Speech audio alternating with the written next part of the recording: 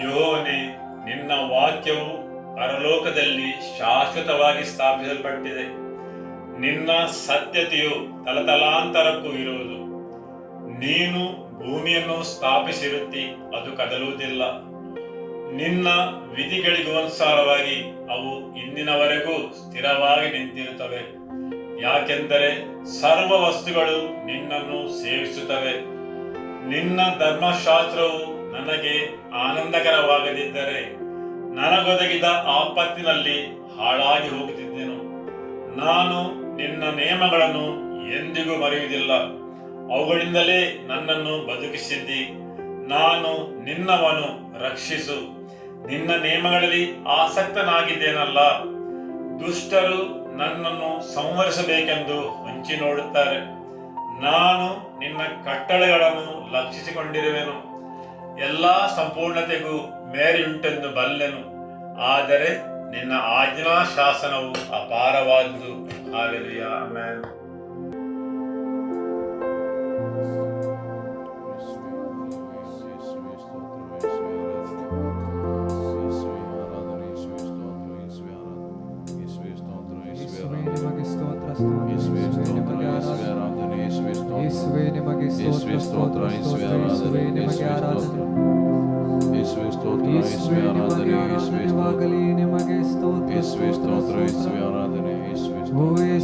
ನಿಮಗೆ ಆರಾಧನೆ ಯೇಸುವೆ, ನಿಮಗೆ ಸ್ತೋತ್ರ ಸ್ತೋತ್ರ ಸ್ತೋತ್ರ.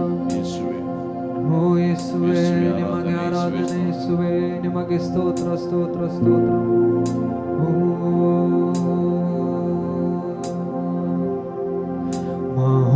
ಮಹೋನ್ನತನೇ, ನಿನ್ನಾಶ್ರಯದಿ ನವಾಸಿಸುವೆನು. ಸರ್ವಶಕ್ತನೇ, ನಿನ್ನ ನೆರಳಲ್ಲಿ ನಾ ವಿಶ್ರಮಿಸುವೆನು. ಮಹೋನ್ನತನೇ,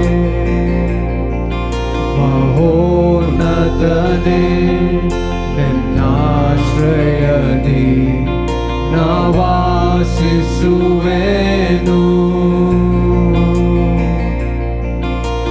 ಸರ್ವಶಕ್ತನೇ, ನಿನ್ನ ನೆರಳಲ್ಲಿ ನಾ ವಿಶ್ರಮಿಸುವೆನು.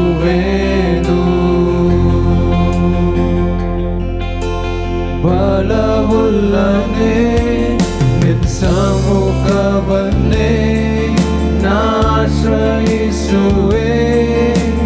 ಅನುದಿನವೂ. ಬಲವುಳ್ಳನೆ, ನಿನ್ನ ಸಮ್ಮುಖವನ್ನೇ ನಾಶ್ರಯಿಸುವೆ ಅನುದಿನವೂ. ಯೆಸಯ್ಯ, ಯೆಸಯ್ಯ, ಯೆಸಯ್ಯ, ಯೆಸಯ್ಯ.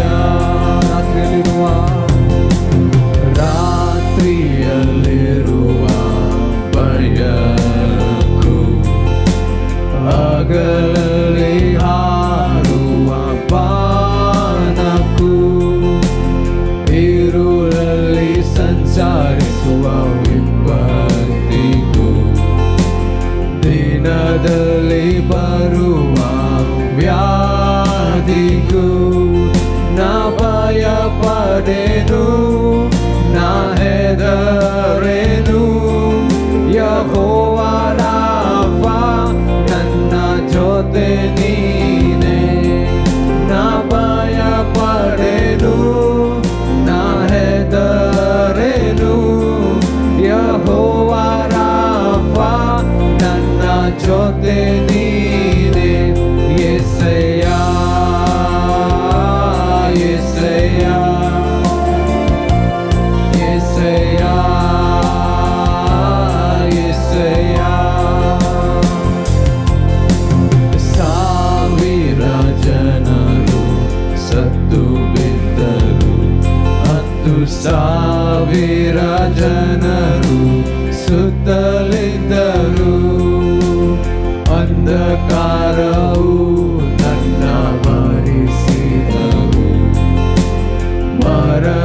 ಭಯವು ನನ್ನ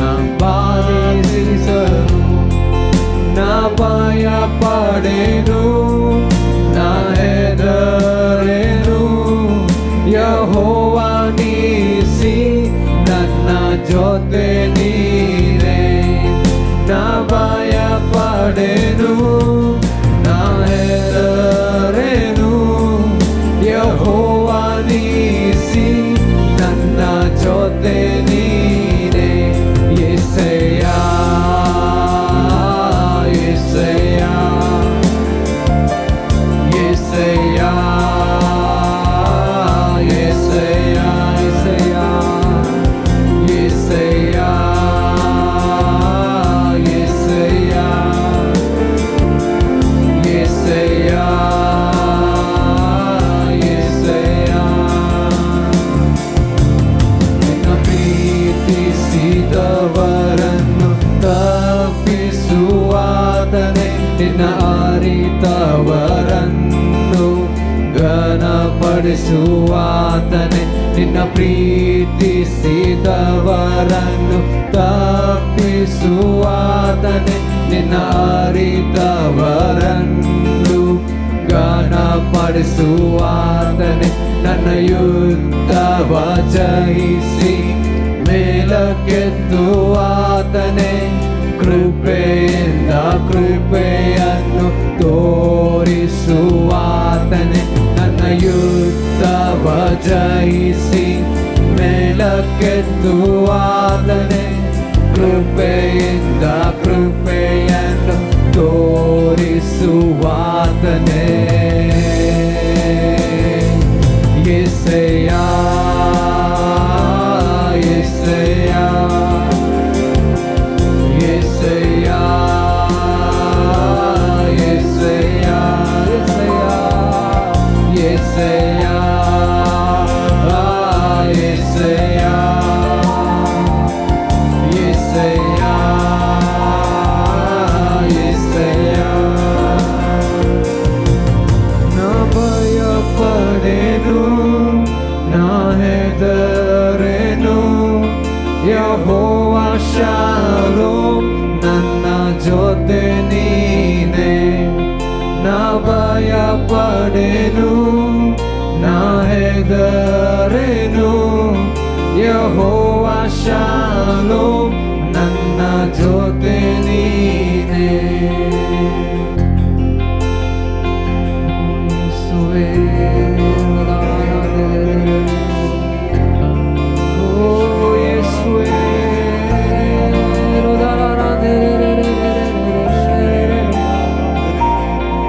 ಓ ಯೇಸುವೇ,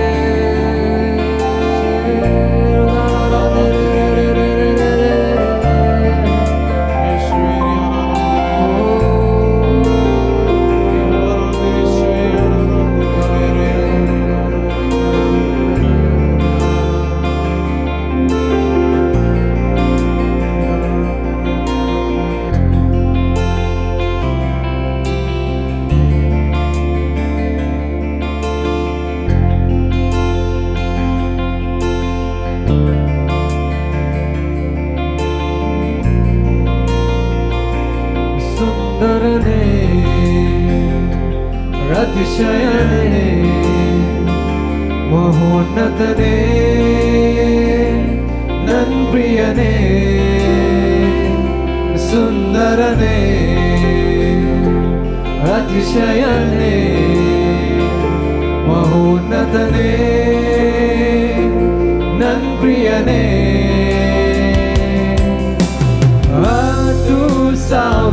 10,000ರಲ್ಲಿ ನೀನೇ ಶ್ರೇಷ್ಠ, ಪ್ರೀತಿಯ ನನ್ ಕರ್ತನೇ.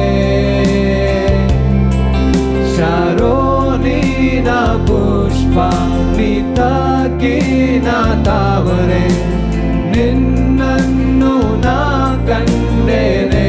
ಸುಂದರನೇ, ಸುಂದರನೇ, ಅತಿಶಯನೇ, ಮಹೋನ್ನತನೇ, ನನ್ ಪ್ರಿಯನೇ. ಸುಂದರನೇ, ಅತಿಶಯನೇ, ಮಹೋನ್ನತನೇ, ನನ್ ಪ್ರಿಯನೇ.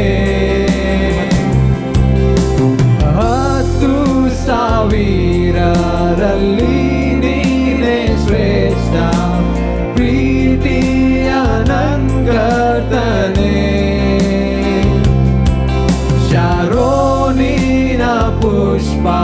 ನೀ ತಗ್ಗಿನ ತಾವರೆ ನಿನ್ನನ್ನು ನಾ ಕಂಡೇನೆ. 10,000ರಲ್ಲಿ 10,000ರಲ್ಲಿ ನೀನೇ ಶ್ರೇಷ್ಠ ಪ್ರೀತಿಯ ನಂಗತನೆ.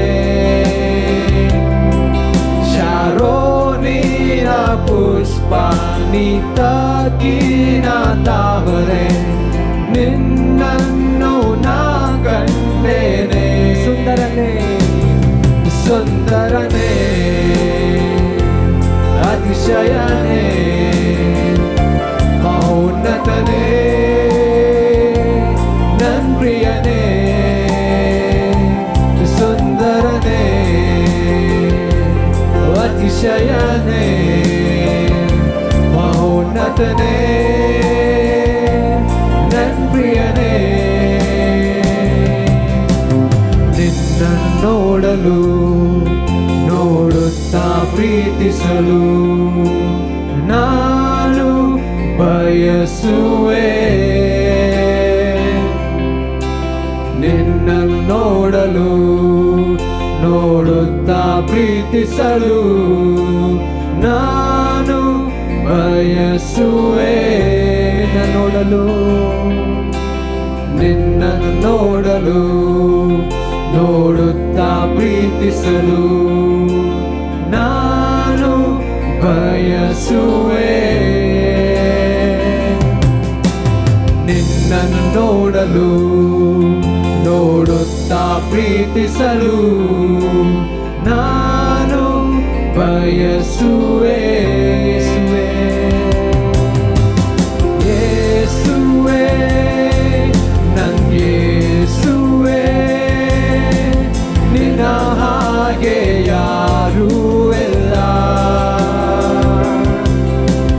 ಯೇಸುವೆ ನನ್ ಯೇಸುವೆ ನಿನ್ನ ಹಾಗೆ ಯಾರೂ ಇಲ್ಲ. ಯೇಸುವೆ ನನ್ ಯೇಸುವೆ ನಿನ್ನ ಹಾಗೆ ಯಾರೂ ಇಲ್ಲ. ಯೇಸುವೆ ನನ್ ಯೇಸುವೆ ನಿನ್ನ ಹಾಗೆ ಯಾರೂ ಇಲ್ಲ. ಸುಂದರನೇ ಸುಂದರನೇ ಅತಿಶಯನೇ ಮಹೋನ್ನತನೇ ನನ್ ಪ್ರಿಯನೇ. ಸುಂದರನೇ ಅತಿಶಯನೇ ಮಹೋನ್ನತನೇ ನನ್ ಪ್ರಿಯನೇ. ಸುಂದರನೇ ಅತಿಶಯನೇ ಮಹೋನ್ನತನೇ ನನ್ ಪ್ರಿಯನೇ. ಸುಂದರನೇ ಅತಿಶಯನೇ ಮಹೋನ್ನತನೇ ನನ್ ಪ್ರಿಯನೇ. ನಿನ್ನನ್ನು ನೋಡಲು ನೋಡುತ್ತಾ ಪ್ರೀತಿಸಲು ನಾನು ಬಯಸುವೆ. ನಿನ್ನನ್ನು ನೋಡಲು ನೋಡುತ್ತಾ ಪ್ರೀತಿಸಲು ನಾನು ಬಯಸುವೆ.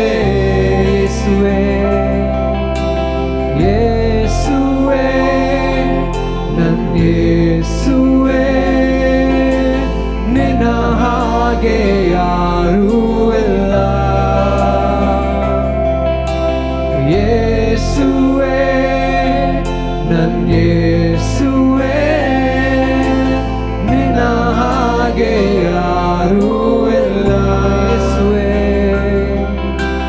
ಯೇಸುವೆ ನನ್ ಯೇಸುವೆ ನಿನ್ನ ಹಾಗೆ ಯಾರೂ ಇಲ್ಲ. ಯೇಸುವೆ ನನ್ ಯೇಸುವೆ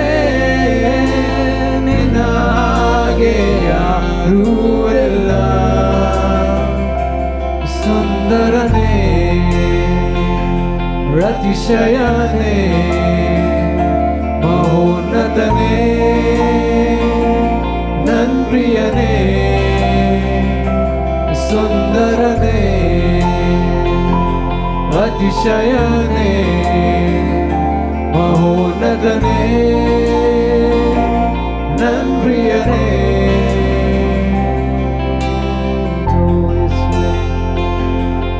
ಓ ಯೇಸುವೆ ನಿಮಗೆ ಸ್ತೋತ್ರ ಸ್ತೋತ್ರ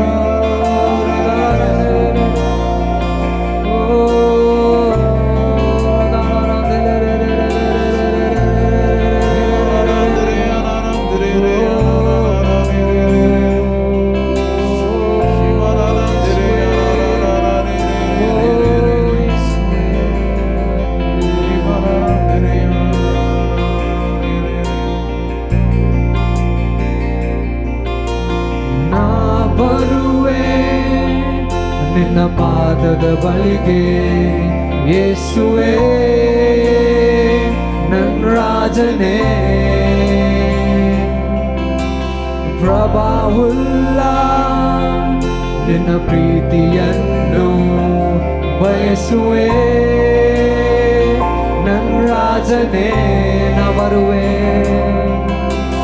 ನಾ ಬರುವೆ ನಿನ್ನ ಪಾದದ ಬಳಿಗೆ ಯೇಸುವೇ ನನ್ನ ರಾಜನೇ ಪ್ರಭಾವುಲ್ಲ ನಿನ್ನ ಪ್ರೀತಿಯನ್ನು ಬಯಸುವೆ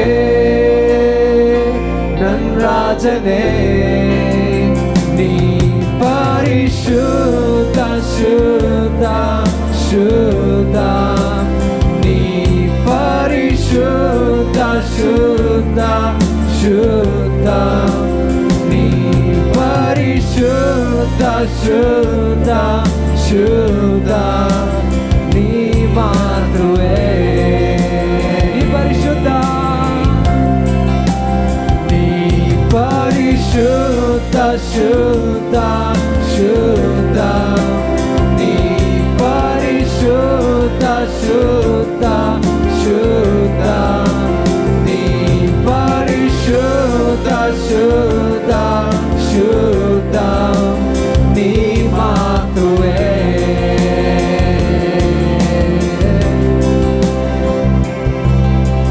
ನಾ ಬರುವೆ ನಿನ್ನ ಪಾದದ ಬಳಿಗೆ ಯೇಸುವೇ ನನ್ನ ರಾಜನೇ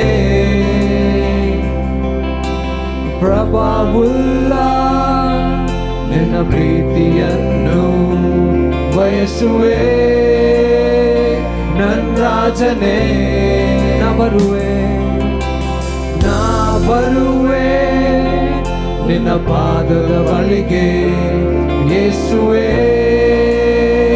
ನನ್ನ ರಾಜನೇ ಪ್ರಭಾವುಲ್ಲ ನಿನ್ನ ಪ್ರೀತಿಯನ್ನು ಬಯಸುವೆ ನನ್ನ ರಾಜನೇ ನೀ ಪರಿಶುದ್ಧ ಶುದ್ಧ ಶುದ್ಧ ನೀ ಪರಿಶುದ್ಧ ಶುದ್ಧ ಶುದ್ಧ ನೀ ಪರಿಶುದ್ಧ ಶುದ್ಧ ಶುದ್ಧ ನೀ ಮಾತ್ರವೇ ಪರಿಶುದ್ಧ ನೀ ಪರಿಶುದ್ಧ ಶುದ್ಧ ಶುದ್ಧ ನೀ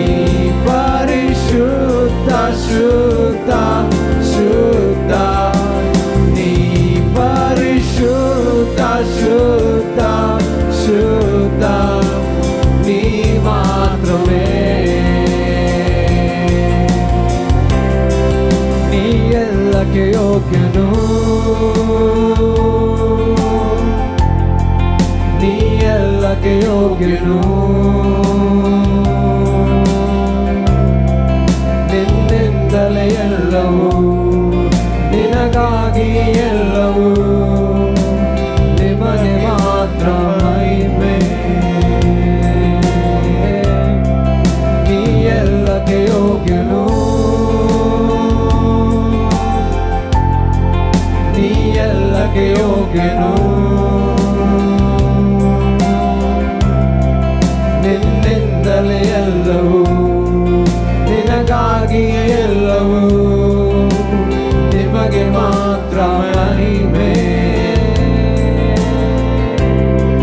ನೀ ಎಲ್ಲಕ್ಕೆ ಯೋಗ್ಯನು, ನೀ ಎಲ್ಲಕ್ಕೆ ಯೋಗ್ಯನು, ನಿನ್ನಿಂದಲೇ ಎಲ್ಲವೂ, ನಿನಗಾಗಿಯೇ ಎಲ್ಲವೂ, ನಿಮಗೆ ಮಾತ್ರ ಮಹಿಮೆ. ಎಲ್ಲಕ್ಕೆ ಯೋಗ್ಯನು, ನೀ ಎಲ್ಲಕ್ಕೆ ಯೋಗ್ಯನು, ನೀ ಎಲ್ಲಕ್ಕೆ ಯೋಗ್ಯನು, ನಿನ್ನಿಂದಲೇ ಎಲ್ಲವೂ, ನಿನಗಾಗಿಯೇ ಎಲ್ಲವೂ, ನಿನಗೆ ಮಾತ್ರ ಮಹಿಮೆ.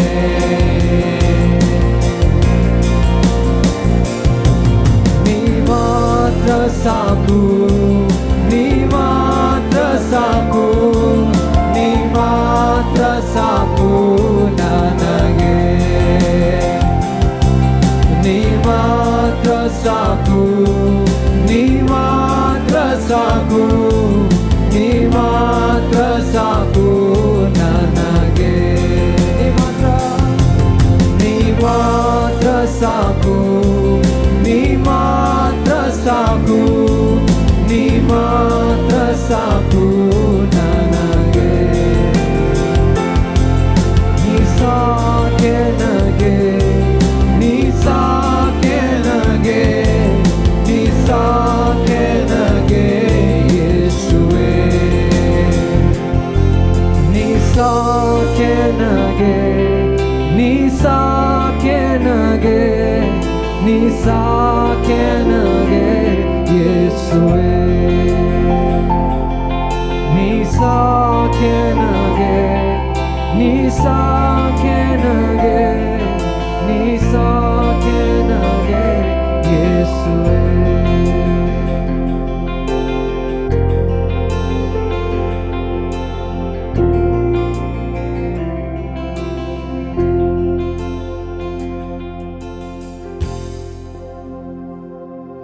ಆಮೆನ್. ಹಾಲೆಲೂಯ. ಯೇಸುವೇ ಸ್ತೋತ್ರ, ಮಹಿಮೆ ಯೇಸುವೇ. ಹಾಲೆಲೂಯ. ಇವತ್ತಿನ ದೇವರ ವಾಕ್ಯವನ್ನು ಕೇಳುವ. ಆದಿಕಾಂಡ ಅಧ್ಯಾಯ 49 ವಾಕ್ಯ 21. ನಫ್ತಾಲಿಯು ಸ್ವತಂತ್ರವಾಗಿ ಜಿಂಕೆಯಂತಿದ್ದಾನೆ, ಅವನಿಂದ ಇಂಪಾದ ಮಾತುಗಳುಂಟಾಗುವು. ಆಮೆನ್. ಇಲ್ಲಿ ಆಂಪ್ಲಿಫೈಡ್ ಆವೃತ್ತಿಯಲ್ಲಿ ಹೀಗೆ ಹೇಳಿದೆ, ಒಂದು ಜಿಂಕೆಯು ಬಿಡಿಸಲ್ಪಡುವುದು, ಅದು ಯೋಗದ ಯೋಧ ಮತ್ತು ಅದಕ್ಕೆ ರೆಂಬೆಯಂತಹ ಕೋಡುಗಳಿವೆ. ಅವನು ನಿರರ್ಗಳವಾಗಿ ಮಾತಾಡುವನು. ಇಲ್ಲಿ ದೇವರ ವಾಕ್ಯವು ನಫ್ತಾಲಿಯ ಬಗ್ಗೆ ಹೇಳುತ್ತದೆ. ನಫ್ತಾಲಿಯು ಯಾಕೋಬನ 6ನೆಯ ಮಗ. ಇಲ್ಲಿ ಯಾಕೋಬನು ತನ್ನ 6ನೆಯ ಮಗನಿಗೆ ಆಶೀರ್ವಾದಗಳನ್ನು ನೀಡುತ್ತಾನೆ ಮತ್ತು ಅವನು ಘೋಷಿಸುತ್ತಾನೆ, ನಫ್ತಾಲಿ ಬಿಡಿಸಿಕೊಂಡಿರುವ ಜಿಂಕೆಯಂತಿದ್ದಾನೆ.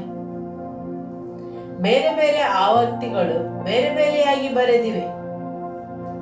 ಅದು ಸ್ವತಂತ್ರವಾಗಿ ಓಡಾಡುವ ಜಿಂಕೆ ಮತ್ತು ಇಂಪಾದ ಮಾತುಗಳನ್ನು ಆಡುತ್ತದೆ. ಮೆಸೇಜ್ ಬೈಬಲ್ ಅಲ್ಲಿ ಹೀಗೆ ಹೇಳಿದೆ, ನಫ್ತಾಲಿಯು ಸ್ವತಂತ್ರವಾಗಿ ಓಡಾಡುವ ಜಿಂಕೆ ಮತ್ತು ಅದು ಸುಂದರವಾದ ಮರಿಗಳನ್ನು ಈಯುತ್ತದೆ. ಆಮೆನ್. ಹಾಲೆಲೂಯ. ನಫ್ತಾಲಿ ಅಂದರೆ ಹೋರಾಟ. ಇವತ್ತು ಪಾಸ್ಟರ್ ಅವರು ಯಾಕೋಬನ 6ನೆಯ ಮಗನ ಮೇಲೆ ಘೋಷಿಸಿದ ಆಶೀರ್ವಾದಗಳನ್ನು ನಮ್ಮ ಸಭೆಯ ಮೇಲೆ ಘೋಷಿಸಿದರು. ಆಮೆನ್. ಹಾಲೆಲೂಯ. ಹೌದು, ಇವತ್ತು ದೇವರು ಹಲವಾರು ವಿಷಯಗಳಲ್ಲಿ ನಮಗೆ ಬಿಡುಗಡೆಯನ್ನು ನೀಡುವರು. ಆತನು ನಮ್ಮನ್ನು ಸ್ವತಂತ್ರರನ್ನಾಗಿಸುವನು. ಒಂದು ಸ್ವತಂತ್ರವಾಗಿರುವ ಜಿಂಕೆ, ಸ್ವತಂತ್ರವಾಗಿ ಓಡಾಡುವ ಜಿಂಕೆ. ಎಲ್ಲ ಮಿತಿಗಳು ಮುರಿದು ಬಿದ್ದಿವೆ. ಹೌದು, ಬಂಧನಕ್ಕೆ ಒಳಗಾದುದೆಲ್ಲವೂ ಬಿಡಿಸಲ್ಪಡುವುದು. ವಾಕ್ಯ ಮುಂದುವರಿಸಿ ಹೇಳುತ್ತದೆ, ಅದು ಸುಂದರವಾದ ಮರಿಗಳನ್ನು ಈಯುವುದು. ರೆಂಬೆಯಂತಹ ಕೋಡುಗಳು ಬರುವವು. ಹೌದು, ಕೆಲವೊಂದು ಜಿಂಕೆಗಳು ಕೋಡುಗಳನ್ನು ಹೊಂದಿವೆ ಮತ್ತು ಅವುಗಳು ರೆಂಬೆಯಂತಿವೆ ಮತ್ತು ಆ ಕೋಡುಗಳ ಅದರ ಪ್ರಬುದ್ಧತೆಯನ್ನು ತೋರಿಸುತ್ತದೆ. ಹೌದು, ಆ ಜಿಂಕೆಯು ಬೆಳೆದಂತೆಲ್ಲ ರೆಂಬೆಗಳಂತಹ ಕೋಡುಗಳು ಬರುತ್ತವೆ. ಅದು ಪ್ರಾಧಾನ್ಯದ ಸಂಕೇತವಾಗಿದೆ. ಹೌದು, ಕೆಲವೊಂದು ಕಡೆ ವಿವಾದ, ಸ್ಪರ್ಧೆ ಇರುವಾಗ ರೆಂಬೆಗಳಂತಿರುವ ಕೋಡುಗಳನ್ನು ಉಪಯೋಗಿಸುತ್ತಾರೆ, ಅವರ ಪ್ರಾಧಾನ್ಯತೆಯನ್ನು ತೋರಿಸಲು. ಹೌದು, ಇಲ್ಲಿ ತಿಳಿಸುವುದೇನೆಂದರೆ, ಕೋಡುಗಳು ಬೆಳೆಯುವವು, ಸ್ವಾತಂತ್ರ್ಯವು ಬರುವುದು, ರೆಂಬೆಗಳು ಹರಡುವುದು ಮತ್ತು ಪ್ರಧಾನತೆಯು ದೊರಕುವುದು. ಅದು ಎಲ್ಲವನ್ನು ವಶಪಡಿಸಿಕೊಳ್ಳಲು ಸಮರ್ಥವಾಗಿರುವುದು. ಹೌದು, ಆ ಕೋಡುಗಳ ಬೆಳವಣಿಗೆಯ ಸಂಕೇತವೇನೆಂದರೆ ಆ ಪ್ರಾಣಿಯ ಬೆಳವಣಿಗೆಯನ್ನು ತೋರಿಸುತ್ತದೆ. ಸರಿಯಲ್ಲವೇ? ಆಮೆನ್. ಹೌದು, ಆ ಕೋಡುಗಳು ಬೆಳೆಯುವುದು ಮತ್ತು ರೆಂಬೆಗಳನ್ನು ಹರಡುವುದು ಆ ಪ್ರಾಣಿಯ ಆರೋಗ್ಯ ಮತ್ತು ಜೀವಶಕ್ತಿಯನ್ನು ತೋರಿಸುತ್ತದೆ. ಅದು ತೋರಿಸುವುದೇನೆಂದರೆ ಅದು ಪ್ರಧಾನತೆಗೆ ಮುಂದುವರಿಯುವುದು, ಅದರ ಸ್ವಾತಂತ್ರ್ಯಕ್ಕೆ ಬೆಳೆಯುವುದು, ಶಕ್ತಿಯುತವಾಗಿ ಬೆಳೆಯುವುದು. ಮಾತ್ರವಲ್ಲ, ಆ ಕೋಡುಗಳು ಕೆಲವು ಸಮಯದ ನಂತರ ಮುರಿದು ಬೀಳುವವು ಮತ್ತು ಪುನಃ ಬೆಳೆಯುವವು. ಇದು ನೀವು ಪ್ರಬುದ್ಧರಾಗಿ ಬೆಳೆಯುವುದು ಹಾಗೂ ಪುನಃ ಶಕ್ತಿಯನ್ನು ಹೊಂದುವುದರ ನೆರಳಾಗಿದೆ. ಪುನಃ ಬೆಳೆಯುವುದು, ಅದು ಪುನರುಜ್ಜೀವನದ ಸಮಯ. ಹೌದು, ಅದು ಸಂಪೂರ್ಣ ಪ್ರಬುದ್ಧತೆಗೆ ಬರುವಾಗ ಆ ಕೋಡುಗಳು ಮುರಿದು ಬೀಳುವವು ಮತ್ತು ಪುನಃ ಅದೇ ಜಾಗದಲ್ಲಿ ಅವುಗಳು ಬೆಳೆಯುವವು. ಅದರ ಅರ್ಥವೇನೆಂದರೆ ನೀವು ಆ ಸಮಯದಲ್ಲಿ ಪುನರುಜ್ಜೀವನವನ್ನು ಅನುಭವಿಸುವ ಸಮಯವಾಗಿದೆ. Amen, hallelujah.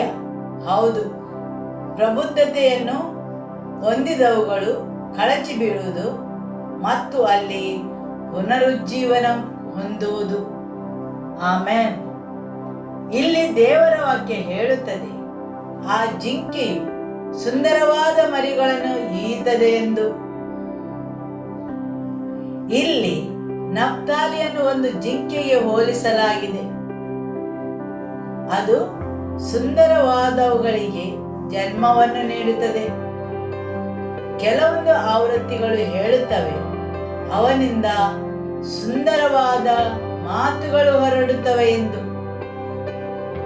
ಬೇರೆ ಕೆಲವೊಂದು ಆವೃತ್ತಿಗಳು ಹೇಳುತ್ತವೆ, ಸುಂದರವಾದ ಜಿಂಕೆ ಮರಿಗಳು ಹೊರಬರುತ್ತವೆ ಎಂದು.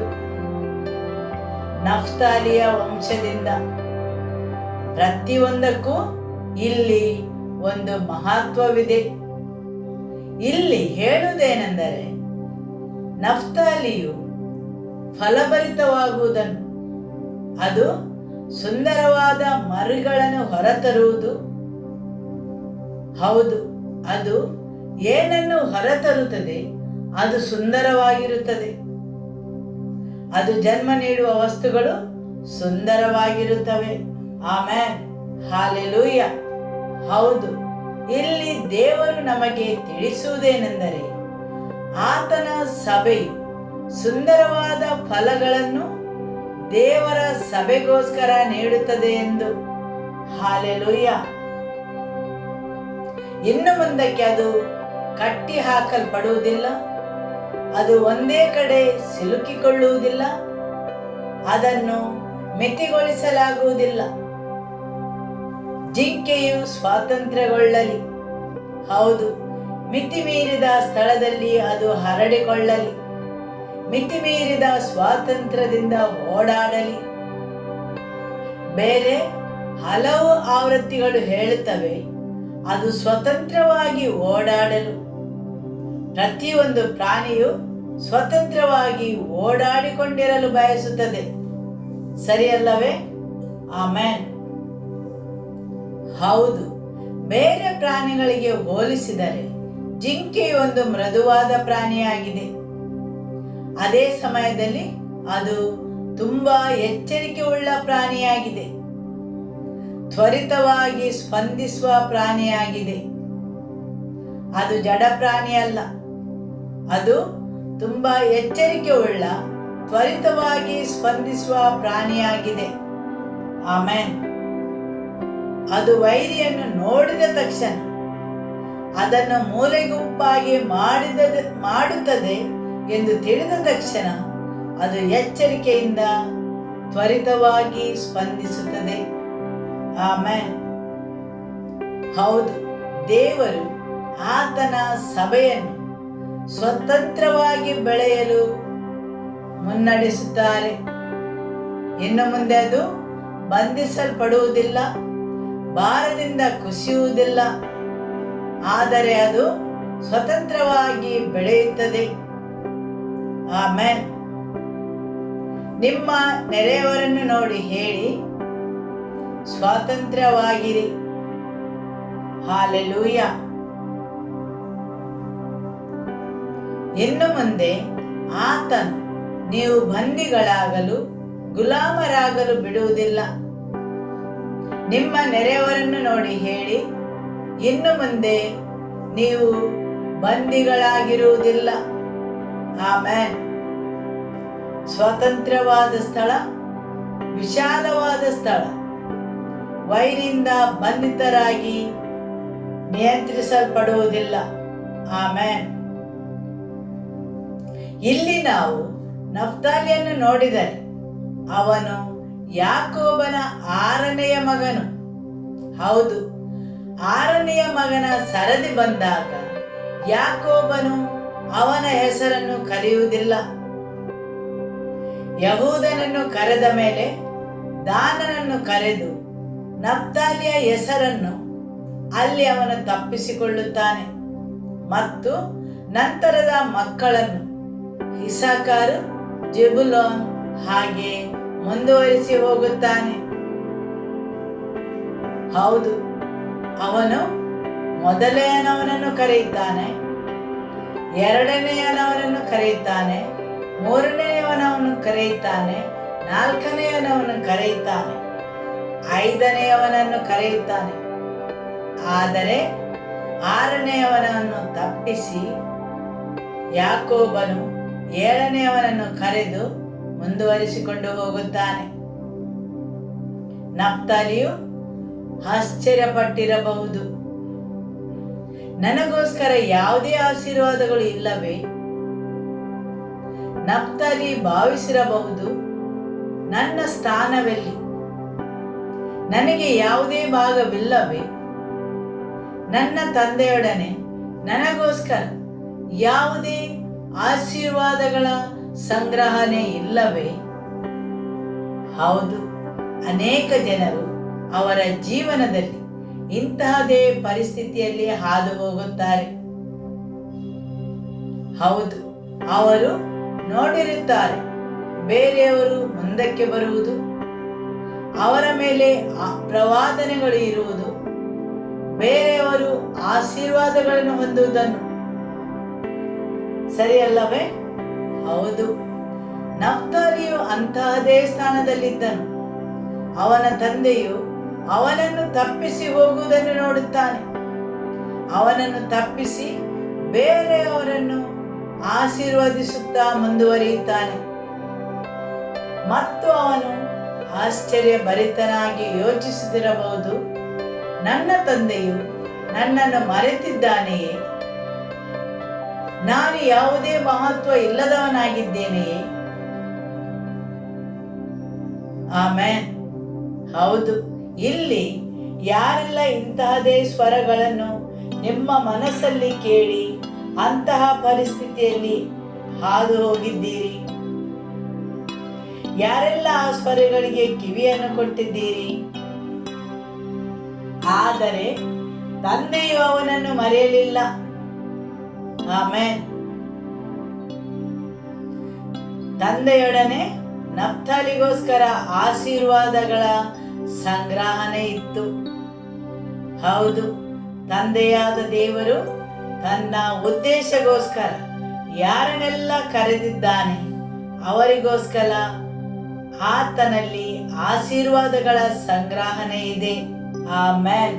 ಹಾಲೆಲೂಯ. ಕೆಲವೊಮ್ಮೆ ನೀವು ನೋಡಬಹುದು, ನಿಮ್ಮ ಸಮಯವು ಬಂದಿರಲಿಲ್ಲ, ಆದರೆ ಬೇರೆಯವರ ಸಮಯವು ಬಂದಿತ್ತು. ಹೌದು, ಬೇರೆಯವರು ಮುಂದಕ್ಕೆ ಬರುವುದನ್ನು, ಆಶೀರ್ವದಿಸಲ್ಪಡುವುದನ್ನು ನೋಡುತ್ತಾರೆ. ಆದರೆ ಅವರು ಯಾವುದೇ ಮಹತ್ವ ಇಲ್ಲದವರಂತೆ ಮೂಲ ಗುಂಪಾಗಿಸುವುದು. ನಫ್ತಾಲಿಯು ಅಂತಹ ಸ್ಥಾನದಲ್ಲಿದ್ದನು. ಅವನ ತಂದೆಯು ಅವನ ಮೇಲೆ ಯಾವುದೇ ಆಶೀರ್ವಾದಗಳನ್ನು ಹೇಳಿರಲಿಲ್ಲ. ಅವನ ನಂತರ ಹುಟ್ಟಿದವರ ಮೇಲೆ ಅವನ ತಂದೆಯು ಪ್ರವಾದನೆಯನ್ನು ಮಾಡಿದನು. ಆದರೆ ಅವನ ಮೇಲೆ ಅವನ ತಂದೆಯ ಸ್ವರವನ್ನು ಅವನು ಕೇಳಲಿಲ್ಲ. ಅವನ ಮೇಲೆ ಅವನ ತಂದೆಯು ಯಾವುದೇ ವಾಗ್ದಾನವನ್ನು ಮಾಡಿರಲಿಲ್ಲ. ಸರಿಯಲ್ಲವೇ? ಆಮೆನ್. ಹೌದು, ಅನೇಕ ಸಲ ಜನರು ಅಂತಹ ಪರಿಸ್ಥಿತಿಯಲ್ಲಿ ಹಾದು ಹೋಗುತ್ತಾರೆ. ದೇವರು ಅವರನ್ನು ಕಡೆಗಣಿಸಿದ್ದಾರೆಂದು, ಮರೆತಿದ್ದಾರೆಂದು ಭಾವಿಸುತ್ತಾರೆ. ಆದರೆ ದೇವರು ನಿಮ್ಮ ಮೇಲೆ ಮಾಡಿದ ವಾಗ್ದಾನವು ಖಂಡಿತವಾಗಿಯೂ ಉಳಿಯುತ್ತದೆ. ಸದಾ ಆತನಲ್ಲಿ ನಿಮಗೋಸ್ಕರ ಆಶೀರ್ವಾದಗಳ ಸಂಗ್ರಹಣೆ ಇದೆ. ಆಮೆನ್. ಹಾಲೆಲೂಯ.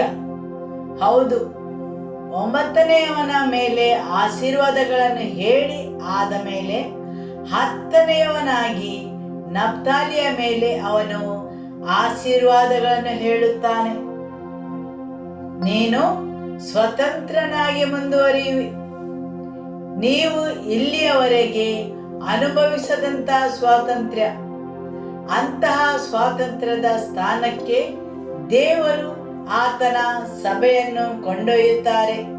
ಹೌದು, ಅಂತಹ ಅನುಭವವನ್ನು ದೇವರ ಸಭೆಯು ಎಂದಿಗೂ ಅನುಭವಿಸದಂತಹ ಸ್ವಾತಂತ್ರ್ಯ. ಮ್ಯಾನ್. ಹಾಲೆಲೂಯ. ಹೊಸತಾದ ಋತು, ಹೊಸತಾದ ಸ್ವಾತಂತ್ರ್ಯ, ಹೊಸತಾದ ಬಿಡುಗಡೆ. ಹಾಲೆಲೂಯ. ಆಮೆನ್. ಆದರೆ ಇದೆಲ್ಲ ಜರುಗಲು ತಂದೆಯಿಂದ ಒಂದೇ ಒಂದು ವಾಕ್ಯದ ಅಗತ್ಯವಿದೆ. ಅದು ಪ್ರತಿಯೊಂದು ಪರಿಸ್ಥಿತಿಯನ್ನು ಬದಲಾಯಿಸುತ್ತದೆ. ಆಮೆನ್. ಯಾಕೋಬನು ಒಂದೇ ಒಂದು ವಾಕ್ಯವನ್ನು ಹೇಳಿದನು. ಬೇರೆಲ್ಲ ಮಕ್ಕಳ ಮೇಲೆ ಅನೇಕ ಆಶೀರ್ವಾದದ ಮಾತುಗಳನ್ನು ಹೇಳಿರಬಹುದು, ಆದರೆ ನಫ್ತಾಲಿಗೆ ಅವನು ಹೇಳಿದನು, ನೀನು ಜಿಂಕೆಯಂತೆ ಸ್ವತಂತ್ರವಾಗಿರು. ಆಮೆನ್. ಅದು ಸುಂದರವಾದ ಮರಿಗಳನ್ನು ಈಯಲಿ. ಹಾಲೆಲೂಯ. ಅವನೊಂದು ತ್ವರಿತವಾದ ಯೋಧನು. ದೇವರ ವಾಕ್ಯ ಹೇಳುತ್ತದೆ, ಅವನೊಬ್ಬ ತ್ವರಿತವಾದ ಯೋಧ. ಕ್ಷಣ ಮಾತ್ರದಲ್ಲಿ ಅವನ ಮೇಲೆ ಬಲವು ಬರುತ್ತದೆ, ಅವನು ಎದ್ದೇಳುತ್ತಾನೆ. ಆಮೆನ್. ಹಾಲೆಲೂಯ. ಒಮ್ಮೆ ದೇವರು ಆತನ ವಾಕ್ಯವನ್ನು ಕಳುಹಿಸಿದನೆಂದರೆ ನೀವು ತುಂಬಾ ಹೊತ್ತು ಆತನ ಸ್ವರವನ್ನು ಕೇಳದೆ ಇರಬಹುದು. ನೀವು ಬಯಸಿದ ಸಮಯದಲ್ಲಿ ಆ ವಾಕ್ಯ ಬರದೇ ಇರಬಹುದು. ನಫ್ತಾಲಿಯು ಭಾವಿಸಿರಬಹುದು, ಐದನೆಯವನ ಬಗ್ಗೆ ಯಾಕೋಬನು ಮಾತಾಡಿ ಆಯಿತು. ಈಗ ನನ್ನ ಸರದಿ. ಮತ್ತು ಅವನು ಆಸಕ್ತಿಯಿಂದ ಆ ಪ್ರವಾದನೆಯ ಮಾತು ಅಥವಾ ಆಶೀರ್ವಾದದ ಮಾತು ಕೇಳಲು ಕಾದಿದ್ದನು. ಆದರೆ ಯಾಕೋಬನು ಅವನನ್ನು ತಪ್ಪಿಸಿ ಹೋದನು. ನಫ್ತಾಲಿಯು ಭಾವಿಸಿದನು, ಹೌದು, ನನಗೆ ಏನೂ ಇಲ್ಲ, ಎಲ್ಲವೂ ಮುಗೀತು ಎಂದು. ಆದರೆ ಯಾವಾಗ ಯಾಕೋಬ ನಫ್ತಾಲಿಗೆ ಆಶೀರ್ವಾದವನ್ನು ಹೇಳಿದನು, ಅವನ ಭವಿಷ್ಯವು ಬದಲಾಯಿತು. ಹಾಲೆಲೂಯ! ಅವನ ನಿರ್ದಿಷ್ಟ ಗುರಿಯೇ ಬದಲಾಯಿತು. ಅವನ ಜೀವನದ ಗತಿಯನ್ನೇ ಬದಲಾಯಿಸಿತು. ಅವನ ತಾಯಿಯು ಅವನನ್ನು ನಫ್ತಾಲಿ ಎಂದು ಹೆಸರಿಟ್ಟಿದ್ದಳು. ಹೌದು, ನೀವು ಕೇಳಿಸಿಕೊಂಡಂತೆ ನಫ್ತಾಲಿ ಎಂದರೆ ಹೋರಾಟ ಅಥವಾ ನೋವು. ನನ್ನ ನೋವು, ನನ್ನ ಹೋರಾಟ. ಆಮೆನ್. ಹೌದು, ಅವನ ತಾಯಿಯು ಅವನನ್ನು ನಫ್ತಾಲಿ, ನನ್ನ ನೋವು ಎಂದು ಹೆಸರಿಟ್ಟಿದ್ದಳು. ಯಾಕೆಂದರೆ ಅವನನ್ನು ಹೆರಲು ಆಕೆಯು ಕಷ್ಟಪಟ್ಟಿದ್ದಳು. ಲೇಹಳು ಆಕೆಯ ದಾಸಿಯನ್ನು ಯಾಕೋಬನಿಗೆ ನೀಡಿ ಅವಳಿಂದ ಒಂದು ಮಗುವನ್ನು ಪಡೆದಿದ್ದಳು ಮತ್ತು ಆ ಮಗುವನ್ನು ಆಕೆಯ ಮಗು ಎಂದು ಕರೆದಳು. ಆಕೆಯ ಭಾವನೆಗಳ ಹೋರಾಟ, ಆಕೆಯ ಆ ಪರಿಸ್ಥಿತಿಯ ಹೋರಾಟ, ಅವುಗಳಿಂದಾಗಿ ಲೇಹಳು ಅವನನ್ನು ನಫ್ತಾಲಿ ಎಂದು ಕರೆದಳು ಅಥವಾ ಹೆಸರಿಟ್ಟಳು. ಅನೇಕ ಸಲ ಜನರು ನಿಮ್ಮ ಮೇಲೆ ಕೆಲವೊಂದು ಮಾತುಗಳನ್ನು ಹೇಳಿರುತ್ತಾರೆ. ಮನುಷ್ಯನ ಮಾತುಗಳು, ಜನರ ಸ್ವರಗಳು ಮನುಷ್ಯನ ಮೇಲೆ ಮೂಡಿಕೊಂಡಿರುತ್ತವೆ. ಜನರ ಭವಿಷ್ಯದ ಮೇಲೆ, ಅವರ ನಿರ್ದಿಷ್ಟ ಗುರಿಯ ಮೇಲೆ. ಆದರೆ ತಂದೆಯಿಂದ ಬಂದ ಒಂದು ವಾಕ್ಯ ಅದೆಲ್ಲವನ್ನು ಬದಲಾಯಿಸುತ್ತದೆ. ಹೌದು, ಯಾರನ್ನು ಒಬ್ಬ ಹೋರಾಟ, ಒಂದು ನೋವು ಎಂದು ಕರೆದಿದ್ದರೋ ಅವನು ಒಂದು ಸುಂದರವಾದ ಜಿಂಕೆಯಾದನು. ಹಾಲೆಲೂಯ! ತಂದೆಯ ಒಂದೇ ಒಂದು ವಾಕ್ಯದಿಂದ ನಿಮ್ಮ ಜೀವನದಲ್ಲಿ ಸೌಂದರ್ಯವು ಬರುವುದು. ಆಮೆನ್. ಆತನ ಸೌಂದರ್ಯವನ್ನು ನಿಮ್ಮ ಮೇಲೆ ಸುರಿಸುತ್ತಾನೆ. ಆಮೆನ್. ನಿಮ್ಮ ಜೀವನದ ಯಾವ ಪರಿಸ್ಥಿತಿಯಲ್ಲಿ ನೀವು ಇದ್ದರೂ ಸಹ ನಫ್ತಾಲಿಯನ್ನು ಒಂದು ನೋವೆಂದು ಪರಿಗಣಿಸಲಾಗಿತ್ತು, ಒಂದು ಹೋರಾಟವೆಂದು. ಹೌದು, ನೀವು ನಿಮ್ಮದೇ ಜೀವನದಲ್ಲಿ ನೋಡಿದರೆ ಅನೇಕ ಸಲ ನೀವು ಸಹ ಬೇರೆ ಬೇರೆ ಸ್ವರಗಳನ್ನು, ಧ್ವನಿಗಳನ್ನು, ಮಾತುಗಳನ್ನು ಕೇಳಿರಬಹುದು. ಯಾವುದಕ್ಕೂ ಪ್ರಯೋಜನ ಇಲ್ಲದವನೆಂದು ಮತ್ತು ಅಂತಹದೇ ಅನೇಕ ಮಾತುಗಳನ್ನು, ಸರಿಯಲ್ಲವೇ? ಹೌದು. ಆದರೆ ಅಂತಹ ಎಲ್ಲ ಪರಿಸ್ಥಿತಿಯಲ್ಲಿ ದೇವರ ಒಂದೇ ಒಂದು ವಾಕ್ಯ ಸಾಕು. ಹೌದು, ತಂದೆಯಿಂದ ಬಂದ ಒಂದೇ ಒಂದು ಪ್ರವಾದನೆಯ ಮಾತು, ಆಶೀರ್ವಾದದ ಮಾತು ನಫ್ತಾಲಿಯ ಜೀವನದ ಗತಿಯನ್ನೇ ಬದಲಾಯಿಸಿತು. ಹೋರಾಟ ಮತ್ತು ನೋವು ಎಂಬ ಸ್ಥಳದಿಂದ ಅವನು ಸ್ವಾತಂತ್ರ್ಯ ಮತ್ತು ಆಶೀರ್ವಾದದ ಸ್ಥಾನಕ್ಕೆ ಏರಿದನು. ಹೋರಾಟದ ಸ್ಥಳದಿಂದ ಫಲಭರಿತವಾದ ಸ್ಥಾನಕ್ಕೆ, ಸ್ವಾತಂತ್ರ್ಯದ ಸ್ಥಳಕ್ಕೆ ಏರಿದನು. ಆಮೆನ್. ಹಾಲೆಲೂಯ. ಹೌದು, ನಿಮ್ಮ ಆತ್ಮಕ್ಕೆ ಸ್ವಾತಂತ್ರ್ಯವು ಸಿಗುವುದು. ಪೌಲನು ಹೇಳಿದಂತೆ, ನನ್ನ ಶರೀರಕ್ಕೆ ಏನು ಜರುಗುತ್ತದೆ ಅಥವಾ ನನ್ನ ಶರೀರದ ಮೇಲೆ ಬೀರುವ ಪರಿಣಾಮವು ನನ್ನ ಆತ್ಮದ ಮೇಲೆ ಬೀಳುವುದಿಲ್ಲವೆಂದು. ಯಾಕೆಂದರೆ ನಿಮ್ಮ ಆತ್ಮದ ಮೇಲೆ ಸ್ವಾತಂತ್ರ್ಯವು ಬರುತ್ತದೆ. ನಿಮ್ಮ ಭಾವನೆಗಳ ಮೇಲೆ ಸ್ವಾತಂತ್ರ್ಯ. ಹೌದು, ದೇವರ ವಾಕ್ಯ ಹೇಳುತ್ತದೆ, ಬಿಡುಗಡೆ ಹೊಂದಿರಿ. ಆ ಬಿಡುಗಡೆ ನಿಮ್ಮ ಆತ್ಮಕ್ಕೆ, ನಿಮ್ಮ ಭಾವನೆಗಳ ಮೇಲೆ, ಹೌದು, ನಿಮ್ಮ ಭಾವನೆಗಳು ಸ್ವಾತಂತ್ರ್ಯ ಹೊಂದುತ್ತವೆ. Amen, hallelujah. ದೇವರ ವಾಕ್ಯ ಹೇಳುತ್ತದೆ, ನಫ್ತಾಲಿಯ ಬಾಯಿಂದ ಹೊರಟ ಮಾತುಗಳು ಸುಂದರವಾಗಿರುವವೆಂದು, ಅವನು ಇಂಪಾದ ಮಾತುಗಳನ್ನು ಆಡುವನೆಂದು. ಹಾಲೆಲೂಯ. ನೋವಿನಲ್ಲಿರುವ ಮನುಷ್ಯರು ಯಾವಾಗಲೂ ನೋವನ್ನುಂಟು ಮಾಡುವ ಮಾತುಗಳನ್ನು ಆಡುತ್ತಾರೆ. ನೀವು ಅದನ್ನು ಪರಿಶೀಲಿಸಿದ್ದೀರಾ? ಅದೇ ರೀತಿ ಭಯವುಳ್ಳ ಮನುಷ್ಯರು ಭಯದ ಮಾತುಗಳನ್ನೇ ಆಡುತ್ತಾರೆ. ಯಾಕೆಂದರೆ ಅವರ ಭಾವನೆಗಳು ಕಟ್ಟಲ್ಪಟ್ಟಿವೆ, ಅವುಗಳು ಇನ್ನೂ ಬಿಡುಗಡೆ ಹೊಂದಿಲ್ಲ, ಸ್ವಾತಂತ್ರ್ಯಗೊಂಡಿಲ್ಲ. ಸರಿಯಲ್ಲವೇ? ಆಮೆನ್. ಆದರೆ ಯಾವಾಗ ಆತ್ಮಕ್ಕೆ ಸ್ವಾತಂತ್ರ್ಯ ಸಿಗುತ್ತದೆ, ತಕ್ಷಣವೇ ಅವನ ಮಾತುಗಳು ಸುಂದರವಾಗಿರುತ್ತವೆ. ನಿಮ್ಮ ನೆರೆಯವರನ್ನು ನೋಡಿ ಹೇಳಿ, ಸುಂದರವಾದ ಮಾತುಗಳು ನಿಮ್ಮಿಂದ ಹೊರಬರಲಿ. ಹಾಲೆಲೂಯ. ಭರವಸೆಯ ಮಾತುಗಳು ನಿಮ್ಮಿಂದ ಹೊರಡಲಿ. ಉದ್ದೇಶಭರಿತವಾದ ಮಾತುಗಳು ಹೊರಡಲಿ. Amen, hallelujah. ಯಾವಾಗ ನಿಮ್ಮ ಭಾವನೆಗಳ ಮೇಲೆ, ಆತ್ಮದ ಮೇಲೆ ಸ್ವಾತಂತ್ರ್ಯವು ಬರುತ್ತದೆ, ನಿಮ್ಮ ಮಾತುಗಳು ಬದಲಾಗುತ್ತವೆ. ಆಮೆನ್. ಯಾವಾಗ ನಿಮ್ಮ ಶರೀರದ ಮೇಲೆ ಸ್ವಾತಂತ್ರ್ಯವು ಬರುತ್ತದೆ, ಆವಾಗ ಯಾವುದೇ ರೋಗ ರುಜಿನಗಳು ನಿಮ್ಮನ್ನು ಹಿಡಿದಿಟ್ಟುಕೊಳ್ಳುವುದಿಲ್ಲ. ರೋಗಗಳು, ಅಸ್ವಸ್ಥತೆ ನಿಮ್ಮ ಮೇಲೆ ಉಳಿಯುವುದಿಲ್ಲ.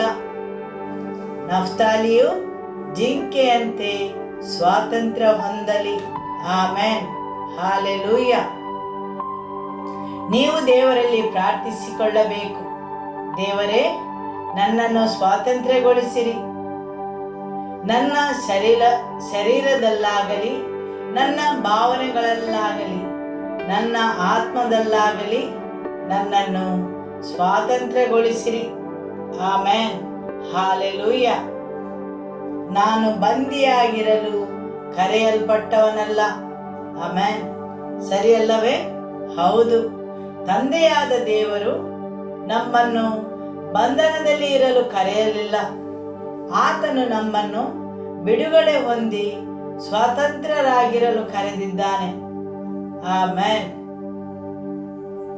ಈ ತಿಂಗಳು ನೀವು ಮಿತಿ ಇಲ್ಲದಷ್ಟು ಸ್ವಾತಂತ್ರ್ಯವನ್ನು, ಬಿಡುಗಡೆಯನ್ನು ಹೊಂದಿರಿ.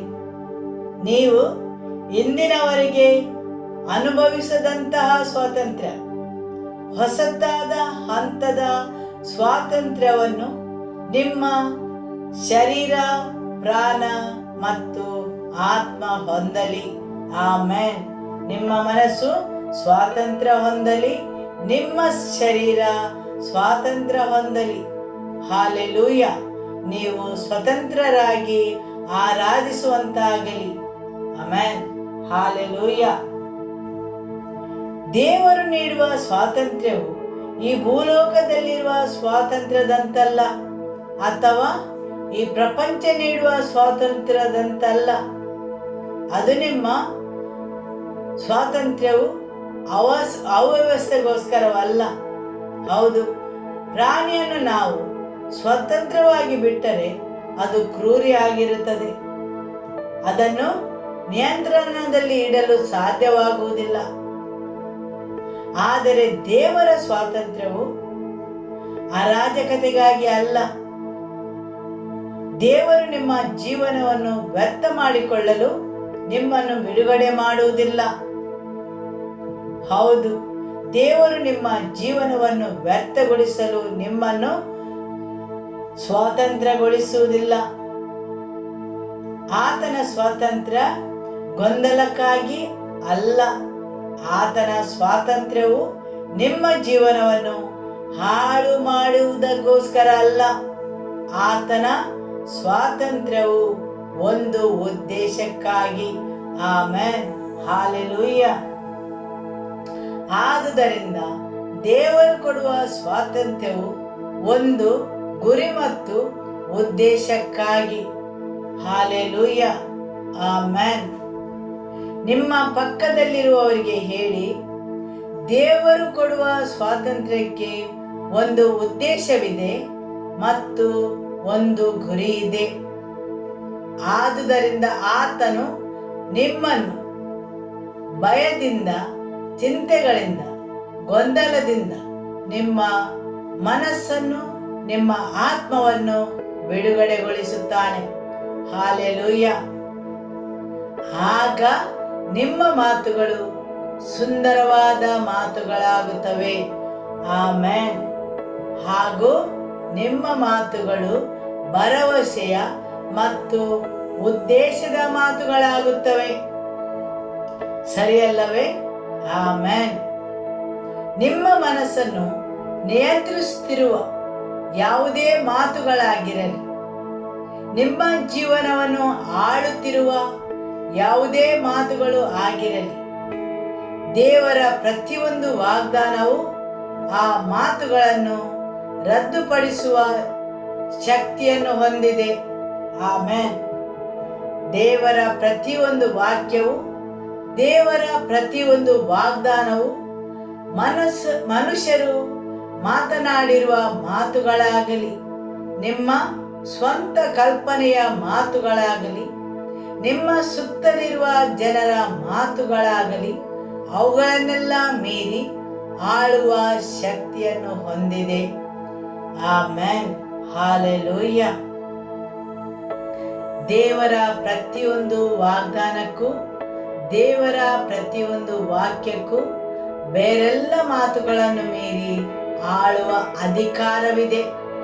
ಏಕೆಂದರೆ ಅದು ದೇವರ ವಾಕ್ಯವಾಗಿದೆ.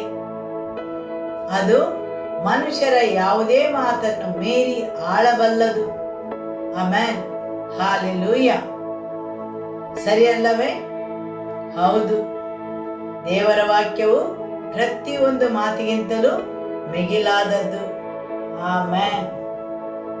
ಆದುದರಿಂದ ಶತ್ರು ನಿಮ್ಮ ಹೃದಯದೊಳಗೆ ಏನನ್ನೇ ಹಾಕಿದ್ದರೂ, ಅವನು ನಿಮ್ಮನ್ನು ಯಾವುದರಿಂದಲಾದರೂ ಹಿಂಸಿಸುತ್ತಿದ್ದರು, ಯಾವ ಸುಳ್ಳುಗಳಿಂದ ನಿಮ್ಮನ್ನು ಕಾಡುತ್ತಿದ್ದರು, ನಿಮ್ಮ ಮನಸ್ಸನ್ನು ಚುಚ್ಚುವ ಅಥವಾ ನಿರಂತರವಾಗಿ ಕಾಡುವ ಆಲೋಚನೆಗಳಿದ್ದರು, ನೀವು ದೇವರ ವಾಕ್ಯಕ್ಕೆ ನಿಮ್ಮನ್ನು ಒಪ್ಪಿಸಿದಾಗ, ನೀವು ದೇವರ ವಾಕ್ಯದೊಂದಿಗೆ ನಿಮ್ಮನ್ನು ಹೊಂದಿಸಿಕೊಂಡಾಗ ಆ ಮಾತುಗಳ ಬಲವು ಮುರಿದು ಹೋಗುತ್ತದೆ. ಆಮೆನ್. ಹಾಲೆಲೂಯ. ದೇವರ ವಾಕ್ಯಕ್ಕೆ ಎಲ್ಲವನ್ನೂ ಮೀರಿ ಆಳುವ ಶಕ್ತಿ ಇದೆ. ಹಾಲೆಲೂಯ. ಅದು ನಿಮ್ಮನ್ನು ಬಿಡುಗಡೆ ಮಾಡುತ್ತದೆ. ಆ ಮಾತುಗಳ ಬಂಧನದಿಂದ ನಿಮ್ಮನ್ನು ಬಿಡಿಸುತ್ತದೆ. ಆಮೆನ್. ಆದುದರಿಂದ ದೇವರು ನಮಗೆ ಕೊಡುವ ಸ್ವಾತಂತ್ರ್ಯವು ನಮ್ಮ ಸ್ವಂತ ದಾರಿಯಲ್ಲಿ ಓಡಿ ಹೋಗುವುದಕ್ಕಾಗಿ ಅಲ್ಲ, ಆದರೆ ಆತನೊಂದಿಗೆ ನಡೆಯುವುದಕ್ಕಾಗಿ. ಸರಿಯಲ್ಲವೇ? ಆಮೆನ್. ದೇವರು ಕೊಡುವ ಸ್ವಾತಂತ್ರ್ಯವು ನಿಮ್ಮದೇ ಆದ ಓಟವನ್ನು ಆರಂಭಿಸಲು ಅಲ್ಲ, ಆತನೊಂದಿಗೆ ಮುಂದೆ ಸಾಗುವುದಕ್ಕಾಗಿ, ಆತನಿಂದ ದೂರ ಸಾಗಲಲ್ಲ. ಆಮೆನ್. ಆತನು ಕೊಡುವ ಸ್ವಾತಂತ್ರ್ಯ ಆತನೊಳಗೆ, ಆತನೊಂದಿಗೆ ನಡೆಯುವ ಸ್ವಾತಂತ್ರ್ಯವಾಗಿದೆ. ನಿಮ್ಮ ಸ್ವಂತ ಮಾರ್ಗಗಳಲ್ಲಿ ನಡೆಯುವುದಕ್ಕಲ್ಲ. ಸರಿಯಲ್ಲವೇ? ಆಮೆನ್. ಆತನು ನಿಮ್ಮನ್ನು ಬಿಡುಗಡೆ ಮಾಡಿದಾಗ ನೀವು ನಿಶ್ಚಲವಾಗಿ ನಿಂತುಕೊಳ್ಳುವುದಲ್ಲ. ಹೌದು, ಆತನು ನಿಮ್ಮನ್ನು ಬಿಡುಗಡೆಗೊಳಿಸಿದಾಗ, ಆತನು ನಿಮಗೆ ಸ್ವಾತಂತ್ರ್ಯ ನೀಡಿದಾಗ ಅದು ಸ್ಥಗಿತಗೊಂಡು ನಿಲ್ಲುವುದಕ್ಕಾಗಿ ಅಲ್ಲ, ಅದು ಆತನೊಂದಿಗೆ ಮುಂದೆ ಸಾಗುವುದಕ್ಕಾಗಿ. ಆಮೆನ್. ಆತನು ನಿಮ್ಮ ಬಗ್ಗೆ ಮಾತನಾಡಿರುವ ಉದ್ದೇಶದ ಕಡೆಗೆ ಸಾಗುವುದಕ್ಕಾಗಿ. ಆತನು ನಿಮ್ಮನ್ನು ಯಾವುದಕ್ಕಾಗಿ ಸೃಷ್ಟಿಸಿದನೋ ಅದರ ಪೂರ್ಣತೆಯಲ್ಲಿ ನಡೆಯುವುದಕ್ಕಾಗಿ. ಆಮೆನ್. ಹಾಲೆಲೂಯ. ನೀವೊಂದು ಜಿಂಕೆಯನ್ನು ಗಮನಿಸಿದರೆ ಅದು ಅತ್ಯಂತ ವೇಗವಾಗಿರುತ್ತದೆ, ಅದು ಚುರುಕಾಗಿರುತ್ತದೆ, ಅದರ ಪ್ರತಿಕ್ರಿಯೆಗಳು ಬಹಳ ತ್ವರಿತವಾಗಿರುತ್ತದೆ. ದೇವರು ಯಾವ ದಿಕ್ಕಿಗೆ ನಡೆಸುತ್ತಾನೋ ಆ ದಿಕ್ಕಿಗೆ ತಕ್ಷಣ ಚಲಿಸಲು ಸಿದ್ಧವಿರುತ್ತದೆ. ಹೌದು, ಇದು ನಿಮಗೂ ನನಗೂ ಒಂದು ಅರ್ಥವನ್ನು ಕೊಡುತ್ತದೆ. ನಾವು ಬಿಡುಗಡೆಯಾದ ಜಿಂಕೆಯಂತಿರಬೇಕು. ಆದುದರಿಂದ ಜಿಂಕೆಯನ್ನು ನೋಡಿದಾಗ ಅದರೊಳಗೆ ಒಂದು ವೇಗ, ಒಂದು ತ್ವರಿತವಾದ ಸ್ಪಂದನೆಯನ್ನು ನಾವು ಕಾಣುತ್ತೇವೆ. ದೇವರು ಹೇಳುವ ದಿಕ್ಕಿಗೆ ಪ್ರತಿಕ್ರಿಯಿಸುವ ಸಾಮರ್ಥ್ಯ ಅದಕ್ಕಿದೆ. ಹೌದು, ಜಿಂಕೆಯು ಒರಟಾದ ಕಲ್ಲು ಗುಡ್ಡಗಳ ಪ್ರದೇಶಗಳಲ್ಲಿಯೂ ಸುಲಭವಾಗಿ ಚಲಿಸುತ್ತದೆ. ಕಷ್ಟಕರವಾದ ಭೂಪ್ರದೇಶಗಳಲ್ಲಿ ಅದು ಸುಗಮವಾಗಿ ಸಾಗುತ್ತದೆ. ಹಾಗೆಯೇ ನಿಮ್ಮ ಜೀವನದ ಕೆಲವು ಕಠಿಣ ಸಂದರ್ಭಗಳಲ್ಲಿ ಕರ್ತನು ನಿಮ್ಮನ್ನು ಬಿಡುಗಡೆ ಮಾಡಿದಾಗ ನೀವು ಸಹ ಸುಲಭವಾಗಿ ಮುಂದೆ ಸಾಗಲು ಸಾಧ್ಯವಾಗುತ್ತದೆ. ಆಮೆನ್. ಹಾಲೆಲೂಯ. ಜಿಂಕೆಯ ಚಲನೆಯಲ್ಲಿ ಇರುವ ಒಂದು ವಿಶೇಷ ಗುಣ ಇದು. ಅದು ಅತ್ಯಂತ ಕಠಿಣ ಪ್ರದೇಶಗಳ ಮೇಲೂ ಸುಲಭವಾಗಿ ಚಲಿಸಬಲ್ಲದು. ಆದುದರಿಂದ ನೀವು ಯಾವ ರೀತಿಯ ಪರಿಸ್ಥಿತಿಯಲ್ಲಿದ್ದರೂ ದೇವರು ಯಾವಾಗಲೂ ಪರಿಸ್ಥಿತಿಯನ್ನು ಬದಲಾಯಿಸದೇ ಇರಬಹುದು, ಆದರೆ ಅದನ್ನು ದಾಟಿ ಹೋಗುವ ಕೃಪೆಯನ್ನು ಆತನು ನಿಮಗೆ ಕೊಡುತ್ತಾನೆ. ಆಮೆನ್. ಹಾಲೆಲೂಯ. ಕೆಲವು ಪರ್ವತಗಳು, ಕೆಲವು ಕಲ್ಲಿನ ದಾರಿಗಳು ಇವೆ. ಅವುಗಳು ನಿಮ್ಮ ಚುರುಕುತನವನ್ನು ಹೆಚ್ಚಿಸಲು ಇರುತ್ತವೆ. ಆಮೆನ್.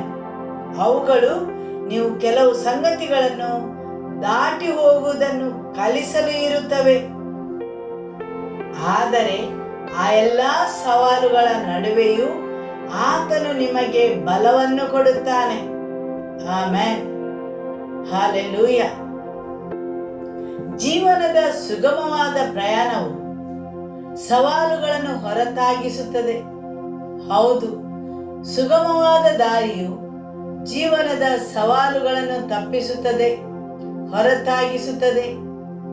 ಜಿಂಕೆಯು ಕಠಿಣ ದಾರಿಗಳನ್ನು ದಾಟಿ ಹೋಗುವ ಸಾಮರ್ಥ್ಯದ ಸಂಕೇತವಾಗಿದೆ.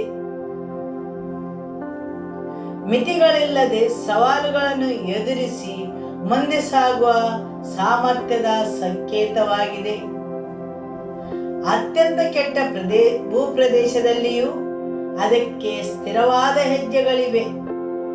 ಕಲ್ಲಿನ ಪರ್ವತಗಳ ಮೇಲೆಯೂ ಜಾರುವ ಸ್ಥಳಗಳ ಮೇಲೆಯೂ ತುಂಬಾ ಕಿರಿದಾದ ದಾರಿಗಳಲ್ಲಿಯೂ ಅದು ಸುರಕ್ಷಿತವಾಗಿ ಸಾಗಬಲ್ಲದು. ಆದುದರಿಂದ ಇದು ಕಷ್ಟಕರ ಸಮಯದಲ್ಲಿನ ಸ್ಥಿರತೆಯ ಸಂಕೇತವಾಗಿದೆ. ಅತ್ಯಂತ ಕಠಿಣ ಪರಿಸ್ಥಿತಿಯಲ್ಲಿಯೂ ದೃಢವಾಗಿ ನಿಲ್ಲುವ ಸಾಮರ್ಥ್ಯದ ಸಂಕೇತವಾಗಿದೆ. ಆಮೆನ್. ನಿಮ್ಮ ಸುತ್ತಮುತ್ತ ಎಲ್ಲವೂ ಕಷ್ಟಕರವಾಗಿದ್ದರೂ ನೀವು ಮುಂದುವರಿಯುತ್ತೀರಿ, ನೀವು ಬೆಳೆಯುತ್ತೀರಿ, ಮುಂದಿನ ಹೆಜ್ಜೆಯನ್ನು ಇಡುತ್ತೀರಿ. ಆಮೆನ್. ಹಾಲೆಲೂಯ. ಜಿಂಕೆಯ ಮತ್ತೊಂದು ಗುಣವೇನೆಂದರೆ ಅದು ಯಾವಾಗಲೂ ಎಚ್ಚರಿಕೆಯಿಂದಿರುತ್ತದೆ. ಅದರ ಸುತ್ತಮುತ್ತ ಏನಾಗುತ್ತದೆ ಎಂಬುದರ ಬಗ್ಗೆ ಅದು ಸದಾ ಜಾಗರೂಕವಾಗಿರುತ್ತದೆ. ಇದು ಆತ್ಮಿಕ ಎಚ್ಚರಿಕೆಯ ಸಂಕೇತವಾಗಿದೆ. ನಿಮ್ಮ ಆತ್ಮದಲ್ಲಿ ಜಾಗರೂಕರಾಗಿರುವುದು. ಆಮೆನ್. ನಿಮ್ಮ ಸುತ್ತಲೂ ಏನಾಗುತ್ತದೆ ಎಂಬುದನ್ನು ಗ್ರಹಿಸುವ ವಿವೇಚನೆ ಇರುವುದು. ಆತ್ಮಿಕ ಅರಿವು ಮತ್ತು ಸೂಕ್ಷ್ಮ ಗ್ರಹಿಕೆ. ಆಮೆನ್. ಹಾಲೆಲೂಯ. ಜಿಂಕೆ ವಿಶ್ರಾಂತಿ ಪಡೆಯುತ್ತಿದ್ದರು ಅದರ ಕಿವಿಗಳು ಸುತ್ತಲಿನ ಶಬ್ದಗಳನ್ನು ಆಲಿಸುತ್ತಿರುತ್ತದೆ. ಅಪಾಯವನ್ನು ಅದು ಅನುಭವಿಸಿದ ಕ್ಷಣವೇ ಅಲ್ಲಿಂದ ಜಿಗಿದು ಹೊರಬರುತ್ತದೆ. ಅದು ಅಲ್ಲೇ ಉಳಿಯುವುದಿಲ್ಲ. ಹಾಗೆಯೇ ನಾವು ಸಹ ಅಜಾಗರೂಕರಾಗಿರಬಾರದು, ಜಾಗರೂಕರಾಗಿರಬೇಕು, ಎಚ್ಚರಿಕೆಯಿಂದ ಇರಬೇಕು. ನಿಮ್ಮ ಮನಸ್ಸನ್ನು ಯಾವುದು ರೂಪಿಸುತ್ತಿದೆ? ನಿಮ್ಮ ಕಲ್ಪನೆಗಳನ್ನು ಯಾವುದು ಪ್ರಭಾವಿಸುತ್ತದೆ? ನಿಮ್ಮ ಆಲೋಚನೆಗಳನ್ನು ಯಾವುದು ರೂಪಿಸುತ್ತದೆ? ಇವುಗಳ ಬಗ್ಗೆ ಎಚ್ಚರಿಕೆಯಿಂದ ಇರಬೇಕು. ಆಮೆನ್. ಹೌದು, ಬಿಡುಗಡೆಯಾದ ಜಿಂಕೆಯಂತೆ ಇರಬೇಕು. ಅದಕ್ಕೆ ಸ್ವಾತಂತ್ರ್ಯವಿದೆ, ಆದರೆ ಅದು ಜಾಗರೂಕವಾಗಿದೆ, ಎಚ್ಚರಿಕೆಯಿಂದ ಇದೆ. ಆಮೆನ್. ಅದು ತನ್ನ ಮನಸ್ಸನ್ನು ಮತ್ತು ಆಲೋಚನೆಗಳನ್ನು ಯಾವುದು ರೂಪಿಸುತ್ತದೆ ಎಂಬುದರ ಬಗ್ಗೆ ಎಚ್ಚರಿಕೆಯಿಂದಿರುತ್ತದೆ. ಹಾಲೆಲೂಯ. ಸ್ವಾತಂತ್ರ್ಯವೆಂದರೆ ದೇವರು ನಿಮ್ಮನ್ನು ಹೇಗೆ ಉದ್ದೇಶಿಸಿದ್ದಾನೋ ಹಾಗೆ ಆಗುವುದು. ಆತನು ನಿಮ್ಮನ್ನು ಯಾವ ಕಾರಣಕ್ಕಾಗಿ ಸೃಷ್ಟಿಸಿದನೋ ಅದನ್ನು ನೆರವೇರಿಸುವುದು. ಆಮೆನ್. ನೀವು ಭೂಮಿಗೆ ಕಳುಹಿಸಲ್ಪಟ್ಟಿರುವ ಒಂದು ದೈವಿಕ ಉದ್ದೇಶವಿದೆ. ದೇವರು ಕರೆಯುವ ಪ್ರತಿಯೊಬ್ಬ ಮನುಷ್ಯನ ಮೇಲೂ ಒಂದು ದೈವಿಕವಾದ ಯೋಜನೆ ಇದೆ. ಆದುದರಿಂದ ನಿಮ್ಮ ಮನಸ್ಸಿನ ಮೇಲೆ ಸ್ವಾತಂತ್ರ್ಯ ಬಂದಾಗ ನಿಮ್ಮ ಮಾತುಗಳು ಬದಲಾಗುತ್ತವೆ. ಹಾಲೆಲೂಯ. ನಿಮ್ಮ ಮನಸ್ಸು ಬಿಡುಗಡೆಯಾದಾಗ ನೀವು ಇನ್ನು ಮುಂದೆ ಭಯ, ಆತಂಕ, ಗೊಂದಲಗಳಿಂದ ಕುಗ್ಗಿ ಹೋಗಿರುವುದಿಲ್ಲ. ನೀವು ಅಂತಹ ಸಂಗತಿಗಳೊಂದಿಗೆ ಹೋರಾಡುತ್ತಿದ್ದರೆ ದೇವರಲ್ಲಿ ಪ್ರಾರ್ಥಿಸಿಕೊಳ್ಳಬೇಕು. ಕರ್ತನೇ, ನನ್ನ ಮನಸ್ಸನ್ನು ಬಿಡುಗಡೆ ಮಾಡು, ನನ್ನ ಆತ್ಮವನ್ನು ಬಿಡುಗಡೆ ಮಾಡು, ನನ್ನನ್ನು ಸ್ವಾತಂತ್ರ್ಯಗೊಳಿಸು. ಹಾಲೆಲೂಯ. ಆಮೆನ್. ಹೌದು, ಸ್ವಾತಂತ್ರ್ಯವು ನಿಮ್ಮ ಮನಸ್ಸಿನ ಮೇಲೆ ಬಂದಾಗ ಅದು ನಿಮ್ಮ ಮಾತುಗಳನ್ನು ಬದಲಾಯಿಸುತ್ತದೆ. ನಾನು ಈಗಾಗಲೇ ಹೇಳಿದಂತೆ ಗಾಯಗೊಂಡ ಜನರ ಮಾತುಗಳು ಗಾಯಗೊಳಿಸುವಂತೆಯೇ ಇರುತ್ತವೆ. ನೋವಿನಲ್ಲಿರುವ ಜನರ ಮಾತುಗಳು ಯಾವಾಗಲೂ ದೂರುಗಳಿಂದ ಮತ್ತು ಗೊನಗಾಟದಿಂದ ತುಂಬಿರುತ್ತವೆ. ಕಹಿಯಾದ ಜನರ ಮಾತುಗಳು ಯಾವಾಗಲೂ ಕಹಿಯಾಗಿಯೇ ಇರುತ್ತವೆ. ಆಮೆನ್. ಆದರೆ ಯಾವಾಗ ಪ್ರಾಣವು ಸ್ವಾತಂತ್ರ್ಯಗೊಳ್ಳುತ್ತದೆ, ಮಾತುಗಳು ಸ್ವತಂತ್ರವಾಗಿರುತ್ತವೆ. ಆ ಮಾತುಗಳಲ್ಲಿ ಜೀವಶಕ್ತಿ ಇರುತ್ತದೆ. ಆ ಮಾತುಗಳು ದೈವಿಕವಾಗಿರುತ್ತವೆ, ಜೀವ ನೀಡುವ ಮಾತುಗಳಾಗಿರುತ್ತವೆ. ಹಾಲೆಲೂಯ. ಆಮೆನ್. ನಿಮ್ಮ ನೆರೆಯವರನ್ನು ನೋಡಿ ಹೇಳಿ, ನಿಮ್ಮ ನಾಲಿಗೆಯು ಬಿಡುಗಡೆ ಹೊಂದಿ ಸುಂದರವಾದ ಮಾತುಗಳನ್ನು ಮಾತನಾಡಲಿ, ದೈವಿಕ ಮಾತುಗಳನ್ನು ಮಾತನಾಡಲಿ, ಜೀವ ನೀಡುವ ಮಾತುಗಳನ್ನು ಆಡಲಿ. ಆಮೆನ್. ಹಾಲೆಲೂಯ. ಆದುದರಿಂದ ಮನಸ್ಸು ಬಿಡುಗಡೆಯಾದಾಗ ನಾಲಿಗೆಯು ಜೀವವನ್ನು ಮಾತನಾಡಲು ಬಿಡುಗಡೆ ಹೊಂದುತ್ತದೆ. ನಿರಾಸೆಯನ್ನು, ನಿರುತ್ಸಾಹವನ್ನು, ಗೊನಗಾಟವನ್ನು, ದೂರುಗಳನ್ನು ಅಲ್ಲ. ಹೌದು, ಅದು ಜೀವವನ್ನು ಮಾತಾಡುತ್ತದೆ. ಆಮೆನ್. ಹಾಲೆಲೂಯ. ಇನ್ನು ಮುಂದೆ ಆತಂಕದ ಮಾತುಗಳನ್ನಲ್ಲ, ಹೋರಾಟದ ಮಾತುಗಳಲ್ಲ, ನೋವಿನ ಮಾತುಗಳಲ್ಲ. ಮನಸ್ಸು ಬಿಡುಗಡೆಯಾಗಿದೆ. ಆಮೆನ್. ಹಾಲೆಲೂಯ.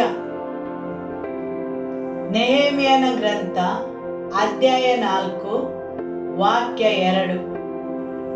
ತನ್ನ ಸಹೋದರರ ಮತ್ತು ಸಮಾರ್ಯದ ಸೈನ್ಯದವರ ಮುಂದೆಯೂ ಬಲಹೀನರಾದ ಈ ಯೆಹೂದ್ಯರ ಯೆಹೂದ್ಯರು ಮಾಡುವುದೇನು? ಇವರು ತಮ್ಮನ್ನು ಬಲಪಡಿಸಿಕೊಳ್ಳಬೇಕೆಂದಿರುವರೋ? ಯಜ್ಞವನ್ನು ಅರ್ಪಿಸುವರೋ? ಈ ದಿನವೇ ಈ ಕೆಲಸವನ್ನು ಮುಗಿಸುವರೇನು? ಸುಟ್ಟು ಹೋದ ಪಟ್ಟಣದ ಧೂಳಿನ ರಾಶಿಯೊಳಗೆ ಮುಗಿದು ಹೋದ ಕಲ್ಲುಗಳನ್ನು ಬದಿಸಲು ಸಾಧ್ಯವೇ ಎಂದು ಹೇಳಿದರು. ಆಮೆನ್. ಹೌದು, ಇದು ಯಹೂದ್ಯರು ಎದುರಿಸಿದ ಶತ್ರುವಿನ ಧ್ವನಿಯಾಗಿತ್ತು. ಹೌದು, ಆ ಧ್ವನಿಗಳು ಏನು ಹೇಳುತ್ತಿದ್ದವು? ಈ ಬಲಹೀನ ಯಹೂದ್ಯರು ಏನು ಮಾಡಬಲ್ಲರು? ಈ ದುರ್ಬಲ ಜನರು ಏನು ಮಾಡಬಲ್ಲರು? ಸರಿಯಲ್ಲವೇ? ಅವರು ಅವಶೇಷಗಳನ್ನು ಪುನರ್ನಿರ್ಮಿಸಲು ಪ್ರಯತ್ನಿಸುತ್ತಿದ್ದಾಗ ಈ ಮಾತುಗಳು ನೇರವಾಗಿ ಹೇಳಲ್ಪಟ್ಟವು. ಆದರೆ ಅನೇಕ ಬಾರಿ ದೇವರ ವಾಕ್ಯ ಬಂದಾಗ ಅದಕ್ಕೆ ವಿರುದ್ಧವಾಗಿ ಒಂದು ಧ್ವನಿ ಎದ್ದು ಬರುತ್ತದೆ. ಅದು ಹೇಳುತ್ತದೆ, ನೀನು ತುಂಬಾ ದುರ್ಬಲ, ನೀನು ಅದನ್ನು ಪುನರ್ನಿರ್ಮಿಸಲು ಸಾಧ್ಯವಿಲ್ಲ, ನೀನು ನಿನ್ನನ್ನು ಬಲಪಡಿಸಿಕೊಳ್ಳಲು ಸಾಧ್ಯವಿಲ್ಲ. ದೇವರ ವಾಕ್ಯ ಮುಂದುವರಿಸಿ ಏನು ಹೇಳುತ್ತದೆ? ಅವರು ಯಜ್ಞಗಳನ್ನು ಅರ್ಪಿಸುವರು, ಅವರು ಆ ಕೆಲಸವನ್ನು ಪೂರ್ಣಗೊಳಿಸುವರು. ಕೊನೆಯ ವಾಕ್ಯವು ಏನನ್ನು ಹೇಳುತ್ತದೆ? ಈ ಕಸದ ರಾಶಿಯಿಂದ ಸುಟ್ಟು ಹೋದ ಕಲ್ಲುಗಳನ್ನು ಪುನಃ ಜೀವಂತಗೊಳಿಸುವರು. ಬೇರೆ ಕೆಲವು ಅನುವಾದಗಳು ಹೀಗೆ ಹೇಳುತ್ತವೆ, ಸುಟ್ಟು ಹೋದ ಈ ಕಲ್ಲುಗಳನ್ನು ಮತ್ತೆ ಉಪಯೋಗಿಸಬಹುದೇ? ಇವುಗಳಿಗೆ ಮತ್ತೆ ಜೀವ ಬರಬಹುದೇ? ಆಮೆನ್. ದೇವರ ವಾಕ್ಯವು ಹೇಳುತ್ತದೆ, ನಾವು ಆ ಜೀವವುಳ್ಳ ಕಲ್ಲುಗಳೆಂದು. ಹಾಲೆಲೂಯ. ದೇವರ ಮಂದಿರವು ಕಟ್ಟಲ್ಪಡುವ ಜೀವಂತ ಕಲ್ಲುಗಳೇ ನಾವು. ಹಾಲೆಲೂಯ. ಆದುದರಿಂದ ಶತ್ರು ಕೆಲವು ಕಲ್ಲುಗಳನ್ನು ಸುಟ್ಟು ಹಾಕಿದ್ದರು ಅವರ ಸಂಪೂರ್ಣವಾಗಿ ನಿಷ್ಪ್ರಯೋಜಕವಾಗಿ ಕಾಣುತ್ತಿದ್ದರೂ ಸಹ ಶತ್ರು ಹೀಗೆ ಕೇಳುತ್ತಿದ್ದನು, ಈ ಸುಟ್ಟು ಹೋದ ಕಲ್ಲುಗಳು ಮತ್ತೆ ಉಪಯೋಗಕ್ಕೆ ಬರಬಹುದೇ? ಇವುಗಳಿಂದ ಇನ್ನೂ ಏನಾದರೂ ಪ್ರಯೋಜನವಾಗಬಹುದೇ? ಇವುಗಳಿಂದ ಮತ್ತೆ ಕೋಟೆಯನ್ನು ಕಟ್ಟಬಹುದೇ? ಆಮೆನ್. ಆ ಕಲ್ಲುಗಳು ಎಷ್ಟೇ ಸುಟ್ಟು ಹೋಗಿದ್ದರು, ಎಷ್ಟೇ ನಿರ್ಜೀವವಾಗಿ ಕಾಣುತ್ತಿದ್ದರು, ಅವನ ಜೊತೆಯಲ್ಲಿದ್ದ ಜನರು ಅದೇ ಕಲ್ಲುಗಳಿಂದ ಗೋಡೆಯನ್ನು ಪುನಃ ಕಟ್ಟಿದರು, ಅದೇ ಕಲ್ಲುಗಳಿಂದ ಪಟ್ಟಣವನ್ನು ಬಲಪಡಿಸಿದರು. ಅದೇ ಅವಶೇಷಗಳಿಂದ, ಅದೇ ಕಸದ ರಾಶಿಗಳ ಮಧ್ಯದಿಂದ ಶತ್ರು ನಿಷ್ಪ್ರಯೋಜಕವೆಂದು ತಿರಸ್ಕರಿಸಿದ ಕಲ್ಲುಗಳನ್ನು ತೆಗೆದುಕೊಂಡರು. ಆಮೆನ್. ಸುಟ್ಟು ಹೋದ ಕಸದ ಮಧ್ಯದಿಂದಲೂ ಕಲ್ಲುಗಳನ್ನು ಎತ್ತುಕೊಳ್ಳಲಾಯಿತು. ದೇವರ ವಾಕ್ಯವು ಅದನ್ನು ಸುಟ್ಟು ಹೋದ ಕಸ ಎಂದು ಕರೆಯುತ್ತದೆ. ಅಂದರೆ ಕಸದಂತೆ ಕಾಣುತ್ತಿದ್ದದ್ದು, ನಿಷ್ಪ್ರಯೋಜಕವೆಂದು ತೋರುತ್ತಿದ್ದದ್ದು, ಸಂಪೂರ್ಣವಾಗಿ ವ್ಯರ್ಥವಾಗಿದೆ ಎಂದು ಭಾವಿಸಲಾಗಿದ್ದನ್ನು, ತನ್ನ ಉದ್ದೇಶವನ್ನು ಕಳೆದುಕೊಂಡಿದೆ ಎಂದು ಕಾಣುತ್ತಿದ್ದರಿಂದಲೂ ಕರ್ತನು ಇನ್ನೂ ಕೆಲವು ಕಲ್ಲುಗಳನ್ನು ಆಯ್ದುಕೊಳ್ಳಬಲ್ಲನು. ಆಮೆನ್. ಹಾಲೆಲೂಯ. ದೇವರು ನಿಮ್ಮನ್ನು ಸ್ಥಾಪಿಸಲು ಸಾಧ್ಯವಾಗದಂತಹ ಯಾವುದೇ ಸ್ಥಳವಿಲ್ಲ. ಕರ್ತನು ನಿಮ್ಮನ್ನು ಮತ್ತೆ ಕಟ್ಟಲು ಸಾಧ್ಯವಾಗದಂತಹ ಯಾವುದೇ ಪರಿಸ್ಥಿತಿ ಇಲ್ಲ. ನೀವು ಎಷ್ಟೇ ನಿಷ್ಪ್ರಯೋಜಕರಾಗಿದ್ದೀರಿ ಎಂದು ಕಾಣಿಸಿದರೂ ಅದು ದೇವರಿಗೆ ಅಡ್ಡಿಯಾಗುವುದಿಲ್ಲ. ಆಮೆನ್. ಹಾಲೆಲೂಯ. ನಿಮ್ಮ ಜೀವನದಲ್ಲಿ ಕೊನೆಯ ಮಾತು ಶತ್ರುವಿನದು ಅಲ್ಲ, ಕೊನೆಯ ಮಾತು ದೇವರದ್ದು, ಕರ್ತನದ್ದು. ಆಮೆನ್. ಹಾಲೆಲೂಯ. ಆತನೇ ಅಂತಿಮ ನಿರ್ಣಯವನ್ನು ಮಾಡುವವನು. ನೀವು ನಿಮ್ಮ ಪರಿಸ್ಥಿತಿಯನ್ನು ನೋಡಿದಾಗ, ನಿಮ್ಮ ಜೀವನವನ್ನು ನೋಡಿದಾಗ, ಅದು ನೆಹೆಮ್ಯನು ಮತ್ತು ಅವನ ಸಂಗಡಿಗರು ಕಂಡ ಯೆರೂಸಲೇಮಿನ ಸುಟ್ಟು ಹೋದ ಗೋಡುಗಳಂತೆ ಕಾಣಬಹುದು. ಆದರೆ ನೆಹೆಮ್ಯನು ಅವನೊಂದಿಗಿದ್ದ ಜನರು ಆ ಅವಶೇಷಗಳಿಂದ ಏನನ್ನಾದರೂ ಕಟ್ಟಲು ಪುನಃ ಆಯುಧಗಳನ್ನು ಹಿಡಿದುಕೊಳ್ಳಲು ಸಿದ್ಧರಾಗಿದ್ದರು. ಅವರು ಹೋರಾಡಲು ಸಿದ್ಧರಾಗಿದ್ದರು. Amen, hallelujah. ಕೆಲವನ್ನು ಪುನರ್ನಿರ್ಮಾಣಗೊಳಿಸಲು ಹೋರಾಟ ಬೇಕಾಗುತ್ತದೆ. ಕೆಲವು ಪುನರ್ನಿರ್ಮಾಣಗಳಿಗೆ ಯುದ್ಧ ಬೇಕಾಗುತ್ತದೆ. ಅವರನ್ನು ತಡೆಯಲು ಶತ್ರು ನಿಜವಾಗಿಯೂ ಅಲ್ಲಿದ್ದನು. ಒಂದು ಕೈಯಲ್ಲಿ ಅವರು ಆಯುಧವನ್ನು ಹಿಡಿದಿದ್ದರು, ಇನ್ನೊಂದು ಕೈಯಲ್ಲಿ ಕೆಲಸ ಮಾಡುತ್ತಿದ್ದರು. ಸರಿಯಲ್ಲವೇ? ಹೌದು. ಕೆಲವೊಂದು ಪುನರ್ನಿರ್ಮಿಸಬೇಕಾದರೆ ಕೆಲವು ಸಂದರ್ಭಗಳಲ್ಲಿ ನೀವು ಒಂದು ಕೈಯಿಂದ ಕಟ್ಟಬೇಕಾಗುತ್ತದೆ, ಇನ್ನೊಂದು ಕೈಯಿಂದ ಹೋರಾಡಬೇಕಾಗುತ್ತದೆ. ಕೆಲವೊಂದು ಪುನರ್ನಿರ್ಮಾಣಗಳು ಅಷ್ಟೊಂದು ಸುಲಭವಾಗಿರುವುದಿಲ್ಲ. ಕೆಲವೊಂದು ನಿರ್ಮಾಣಗಳು ಹೋರಾಟವನ್ನು ಬಯಸುತ್ತವೆ.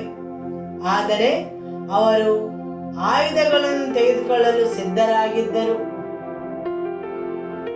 ಅವರು ಏನೂ ಬಂದರೂ ಎದುರಿಸಲು ಸಿದ್ಧರಿದ್ದರು. ಯಾವುದೇ ಸಮಯದಲ್ಲಿ ಅವರು ಅವರ ಆಯುಧಗಳನ್ನು ಕೆಳಗೆ ಇಳಿಸಲಿಲ್ಲ. ಅವರು ಸರದಿಯ ಪ್ರಕಾರ ಕೆಲಸವನ್ನು ಮಾಡುತ್ತಿದ್ದರು. ಕೆಲವರು ಮಲಗಿದ್ದಾಗ ಕೆಲವರು ಆಯುಧಗಳನ್ನು ಹಿಡಿದುಕೊಂಡು ಕೆಲಸ ಮಾಡುತ್ತಿದ್ದರು. ಹೌದು, ಕೆಲಸವನ್ನು ಮಾಡುತ್ತಿದ್ದಾಗ ಅವರ ಕೈಯಲ್ಲಿ ಆಯುಧಗಳು ಇರುತ್ತಿದ್ದವು. ನಾನು ಕೆಲಸ ಮಾಡುತ್ತೇನೆ, ನನಗೆ ಆಯುಧವನ್ನು ಹಿಡಿದುಕೊಳ್ಳಲು ಆಗುವುದಿಲ್ಲ ಎಂಬ ನೆವನವನ್ನು ಅವರು ಹೇಳಲಿಲ್ಲ. ಅವರು ಎಚ್ಚರವಾಗಿದ್ದು ಜಾಗರೂಕತೆಯಲ್ಲಿದ್ದರು ಪ್ರತಿಯೊಂದು ಕ್ಷಣದಲ್ಲಿ. ಹೌದು, ನಾನು ಪುನಃ ಕಟ್ಟುತ್ತಿದ್ದೇನೆ, ಆದರೆ ಶತ್ರು ಯಾವ ಕ್ಷಣದಲ್ಲಾದರೂ ಬರಬಹುದು. ಆದ್ದರಿಂದ ನನ್ನ ಕವಚ ಮತ್ತು ಆಯುಧಗಳು ನನ್ನ ಜೊತೆಯಲ್ಲಿರಬೇಕು. ಹೌದು, ಅವರು ಪುನರ್ಸ್ಥಾಪಿಸುವಾಗ ಸಹ ಅವರ ಆಯುಧಗಳನ್ನು ಅವರ ಜೊತೆಯಲ್ಲಿ ಇಟ್ಟುಕೊಂಡಿದ್ದರು. ಆಮೆನ್. ಹೌದು, ಆದುದರಿಂದ ಕೆಲವು ಪುನರ್ನಿರ್ಮಾಣಗಳಿಗೆ ಹೋರಾಡಬೇಕಾಗುತ್ತದೆ, ಹೋರಾಡುವ ಸಿದ್ಧತೆ ಬೇಕಾಗುತ್ತದೆ, ಹೋರಾಡುವ ಮನಸ್ಸು ಬೇಕಾಗುತ್ತದೆ. ನಿಮ್ಮ ಆಯುಧಗಳನ್ನು ನಿಮ್ಮ ಜೊತೆ ಇಟ್ಟುಕೊಳ್ಳಿ. ಅದಕ್ಕಾಗಿ ಆತ್ಮಿಕ ಜಾಗರೂಕತೆ ಬೇಕು, ಎಚ್ಚರಿಕೆ ಬೇಕು. ಕೆಲವು ಸಮಯಗಳಲ್ಲಿ ನೀವು ಅಜಾಗರೂಕರಾಗಿರಲು ಸಾಧ್ಯವಿಲ್ಲ. ನೀವು ಎಚ್ಚರಿಕೆಯಿಂದ ಇರಬೇಕು. Amen, hallelujah.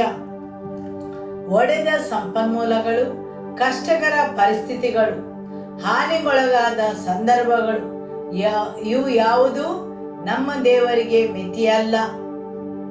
ನಿಮ್ಮ ಪರಿಸ್ಥಿತಿಯು ನಿಮ್ಮ ಸಂಪನ್ಮೂಲಗಳು, ಶತ್ರು ಹಾನಿಗೊಳಿಸಿದ ಸಂಗತಿಗಳು, ಅವು ಎಷ್ಟೇ ಹಾನಿಗೊಳಗಾಗಿರಲಿ ದೇವರ ಕೈಯಲ್ಲಿ ಮಿತಿಗಳಲ್ಲ. ನಿಮಗೆ ಮಿತಿಗಳಿರಬಹುದು, ಆದರೆ ದೇವರಿಗೆ ಮಿತಿಗಳಿಲ್ಲ. Amen, hallelujah. ಅಗತ್ಯವಿರುವುದು ಒಂದೇ ಒಂದು ವಿಷಯ, ಆತನ ಕರೆಯಲ್ಲಿಯೂ ಉದ್ದೇಶದಲ್ಲಿಯೂ ಸ್ಥಿರವಾಗಿರುವುದು.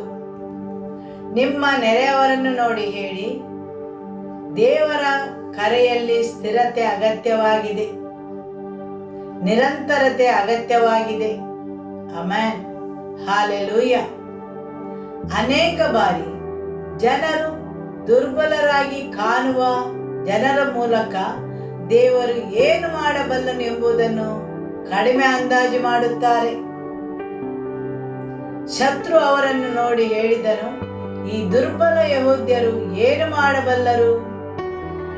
ಅನೇಕ ಸಲ ಶತ್ರು ಜನರು ದುರ್ಬಲವಾಗಿ ಕಾಣುವವರ ಮೂಲಕ ದೇವರು ಯಾವ ಕಾರ್ಯವನ್ನು ಮಾಡಬಹುದೆಂದು ಕಡಿಮೆ ಅಂದಾಜು ಮಾಡುತ್ತಾರೆ. ಸರಿಯಲ್ಲವೇ? ನಮ್ಮ ಬಲದಲ್ಲಿ ಅಲ್ಲ, ನಮ್ಮ ದುರ್ಬಲತೆಯಲ್ಲಿ ಆತನ ಶಕ್ತಿ ಪರಿಪೂರ್ಣವಾಗುತ್ತದೆ. ಆಮೆನ್. ನಮ್ಮ ಸಾಮರ್ಥ್ಯದಲ್ಲಿ ಅಲ್ಲ, ನಮ್ಮ ಸಂಪನ್ಮೂಲಗಳಲ್ಲಿ ಅಲ್ಲ, ನಮ್ಮ ಜ್ಞಾನದಲ್ಲಿ ಅಲ್ಲ, ನಮ್ಮ ದುರ್ಬಲತೆಯಲ್ಲಿಯೇ ಆತನ ಶಕ್ತಿ ಸಂಪೂರ್ಣವಾಗಿ ವ್ಯಕ್ತವಾಗುತ್ತದೆ. ಆದುದರಿಂದ ದೇವರು ದುರ್ಬಲರಾಗಿ ಕಾಣುವವರನ್ನೇ ಉಪಯೋಗಿಸುತ್ತಾರೆ. ಯಾಕೆಂದರೆ ಎಲ್ಲ ಮಹಿಮೆಯು ಆತನಿಗೆ ಸೇರಲು. ಆಮೆನ್. ಹಾಲೆಲೂಯ. ಯೆಶಾಯನ ಗ್ರಂಥ ಅಧ್ಯಾಯ 9 ವಾಕ್ಯ 1. ಆದರೆ ಸಂಕಟಪಟ್ಟ ದೇಶಕ್ಕೆ ಅಂಧಕಾರವಿಲ್ಲ. ಪೂರ್ವಕಾಲದಲ್ಲಿ ಜೆಬುಲೋನ್ ಮತ್ತು ನಫ್ತಾಲಿ ಸೀಮೆಗಳನ್ನು ಆತನು ಅವಮಾನಕ್ಕೆ ಗುರಿ ಮಾಡಿದನು. ಆನಂತರದಲ್ಲಿ ಯೋರ್ದಾನಿನ ಆಚೆಯ ಸೀಮೆ, ಸಮುದ್ರದ ಕಡೆಗಿರುವ ಸೀಮೆ, ಅನ್ಯ ಜನಗಳಿರುವ ಗಲಿಲೆಯ ಸೀಮೆ, ಈ ಪ್ರಾಂತ್ಯವನ್ನೆಲ್ಲ ಘನಪಡಿಸಿದ್ದಾನೆ. ಕತ್ತಲಲ್ಲಿ ಸಂಚರಿಸಿದ ಜನರಿಗೆ ದೊಡ್ಡ ಬೆಳಕು ಕಾಣಿಸಿತು. ಕಾರ್ಗತ್ತಲಾದ ದೇಶದಲ್ಲಿದ್ದವರಿಗೆ ಪ್ರಕಾಶವು ಹೊಳೆಯಿತು. ಆಮೆನ್. ಸಂಕಟದಲ್ಲಿರುವವರ ಮೇಲೆ ಇನ್ನು ಕತ್ತಲೆ ಇರುವುದಿಲ್ಲ. ನಿಮ್ಮ ಪಕ್ಕದಲ್ಲಿರುವವರನ್ನು ನೋಡಿ ಹೇಳಿ, ನಿಮ್ಮ ಜೀವನದ ಮೇಲೆ ಇನ್ನು ಕತ್ತಲೆ ಇರುವುದಿಲ್ಲ. ಕರ್ತನ ಬೆಳಕು ನಿಮ್ಮ ಮೇಲೆ ಪ್ರಕಾಶಿಸುತ್ತದೆ. ಇದನ್ನು ನಫ್ತಾಲಿ ಕುಲದವರಿಗೆ ಹೇಳಿರುವ ಮಾತಾಗಿದೆ. ಯೆಶಾಯನು ಜಬುಲೋನ್ ಮತ್ತು ನಫ್ತಾಲಿ ಕುಲಗಳ ಮೇಲೆ ಒಂದು ಪ್ರವಾದನೆಯನ್ನು ಅಥವಾ ತೀರ್ಪನ್ನು ಘೋಷಿಸುತ್ತಿದ್ದಾನೆ. ಅವರ ಜೀವನದಲ್ಲಿ ದಾಳಿ, ಹಿಂಸೆ, ನೆರೆಯಾಗುವಿಕೆ ಮತ್ತು ಕತ್ತಲೆಯ ಕಾಲ ಬರುವುದರ ಕುರಿತು ಅವನು ಮಾತನಾಡುತ್ತಿದ್ದಾನೆ. ಇದು ನಿಜವಾಗಿಯೂ ಕ್ರಿಸ್ತಪೂರ್ವ 8ನೇ ಶತಮಾನದಲ್ಲಿ ನೆರವೇರಿತು. ಅಸ್ಸೀರಿಯದ ಅರಸನು ಬಂದು ಇಸ್ರಾಯೇಲಿನ ಉತ್ತರ ಭಾಗವನ್ನು ಮೊದಲು ಆಕ್ರಮಿಸಿದನು. ಜಬುಲೋನ್ ಮತ್ತು ನಫ್ತಾಲಿಯೇ ಮೊದಲಿಗೆ ಅದರ ಪರಿಣಾಮವನ್ನು ಅನುಭವಿಸಿದವರು. ಇದು ಇತಿಹಾಸ. ಅಸ್ಸೀರಿಯ ಅರಸನು ಬಂದಾಗ ಜೆಬುಲೋನ್ ಮತ್ತು ನಫ್ತಾಲಿ ವಾಸಿಸುವ ಪ್ರದೇಶಗಳ ಮೇಲೆ ದಾಳಿ ಮಾಡಿದನು. ಇದು ಇಸ್ರೇಲ್ನ ಉತ್ತರ ಭಾಗವಾಗಿತ್ತು. ಇಂದಿನ ಗಲಿಲೇಯ ಪ್ರದೇಶ, ಅಂದರೆ ಕಪರ್ನೌ ಮತ್ತು ಗಲಿಲೇಯ ಪ್ರದೇಶ. ಅಲ್ಲಿಯೇ ಅಸ್ಸೀರಿಯ ಅರಸನು ದಾಳಿ ಮಾಡಿ ಜಬುಲೋನ್ ಮತ್ತು ನಫ್ತಾಲಿ ಕುಲದ ಜನರನ್ನು ಸೆರೆಯಾಳುಗಳಾಗಿ ಕೊಂಡೊಯ್ದನು. ಅವರು ಅನ್ಯ ಜನರ ದೇಶಕ್ಕೆ ಕೊಂಡೊಯ್ಯಲ್ಪಟ್ಟರು. ಅವರು ಅನ್ಯ ಜನರ ಮಧ್ಯದಲ್ಲಿ ವಾಸಿಸಬೇಕಾಯಿತು. ಅವರ ಜೀವನ ಕತ್ತಲೆಯಿಂದ ತುಂಬಿತ್ತು. ಅವರು ಪೂರ್ಣ ನಿರಾಶೆಯ ಕತ್ತಲಿನಲ್ಲಿ ಕುಳಿತಿದ್ದರು. ತಮ್ಮ ಸ್ವಂತ ಸ್ಥಳದಿಂದ ಹೊರಹಾಕಲ್ಪಟ್ಟಿದ್ದರು. ಅವಮಾನ, ನೋವು, ತಿರಸ್ಕಾರ, ವಿಪತ್ತು ಇವೆಲ್ಲವನ್ನು ಎದುರಿಸುತ್ತಿದ್ದರು. ಕುಟುಂಬಗಳು ಒಡೆದು ಹೋಗಿದ್ದವು. ಪರಿಸ್ಥಿತಿಗಳು ಹಾಳಾಗಿದ್ದವು. ಅವರು ಗುಲಾಮರಾಗಿ ಬದುಕುತ್ತಿದ್ದರು. ಸರಿಯಲ್ಲವೇ? ಹೌದು. ಯೆಶಾಯನು ಒಂದು ಪ್ರವಾದನೆಯನ್ನು ಹೇಳುತ್ತಿದ್ದಾನೆ. ಹೌದು, ಜಬುಲೋನ್ ಮತ್ತು ನಫ್ತಾಲಿಯ ಜೀವನದಲ್ಲಿ ಅದು ನೆರವೇರಿತು. ಅವರು ಬಂಧನದಲ್ಲಿದ್ದರು. ಅಸ್ಸೀರಿಯ ಅರಸನಿಂದ ಸೆರೆಯಾಗಿದ್ದರು. ಅನ್ಯ ಜನರ ದೇಶದಲ್ಲಿ ವಾಸಿಸುತ್ತಿದ್ದರು. ಕತ್ತಲೆಯಲ್ಲಿ ವಾಸಿಸುತ್ತಿದ್ದರು. ತಮ್ಮ ಶಾಂತಿ ಮತ್ತು ಭದ್ರತೆಯ ಸ್ಥಳದಿಂದ ಹೊರಹಾಕಲ್ಪಟ್ಟಿದ್ದರು. ಅವಮಾನವನ್ನು ಅನುಭವಿಸುತ್ತಿದ್ದರು. ವಾಕ್ಯವು ಮುಂದುವರಿಸಿ ಹೇಳುತ್ತದೆ, ಸಮುದ್ರದ ಮಾರ್ಗದಲ್ಲಿ, ಯೋರ್ದಾನದ ಆಚೆಯಲ್ಲಿ, ಅನ್ಯ ಜನರ ಗಲಿಲೇಯದಲ್ಲಿ ಅವರು ಹೆಚ್ಚು ಹಿಂಸಿಸಲ್ಪಟ್ಟರು.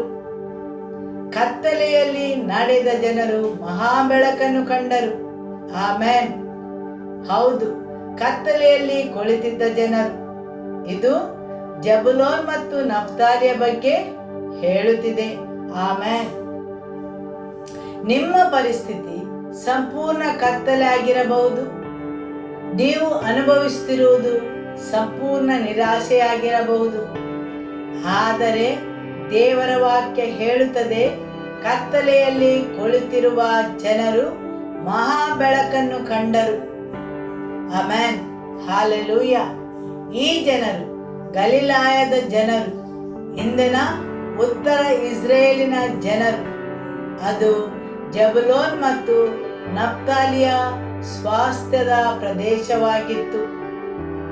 ಅವರ ಭೂಮಿಗಳು ನಾಶವಾಗಿದ್ದವು, ಅವರ ಮನೆಗಳು ಹಾಳಾಗಿದ್ದವು. ಅವರು ನೋವಿನಲ್ಲಿ ಬದುಕುತ್ತಿದ್ದರು, ಅವರು ಕಷ್ಟಪಡುತ್ತಿದ್ದರು, ಅವರು ಅವಮಾನಕ್ಕೊಳಗಾಗಿದ್ದರು, ಅವರು ಸೆರೆಯಾಗಿದ್ದರು.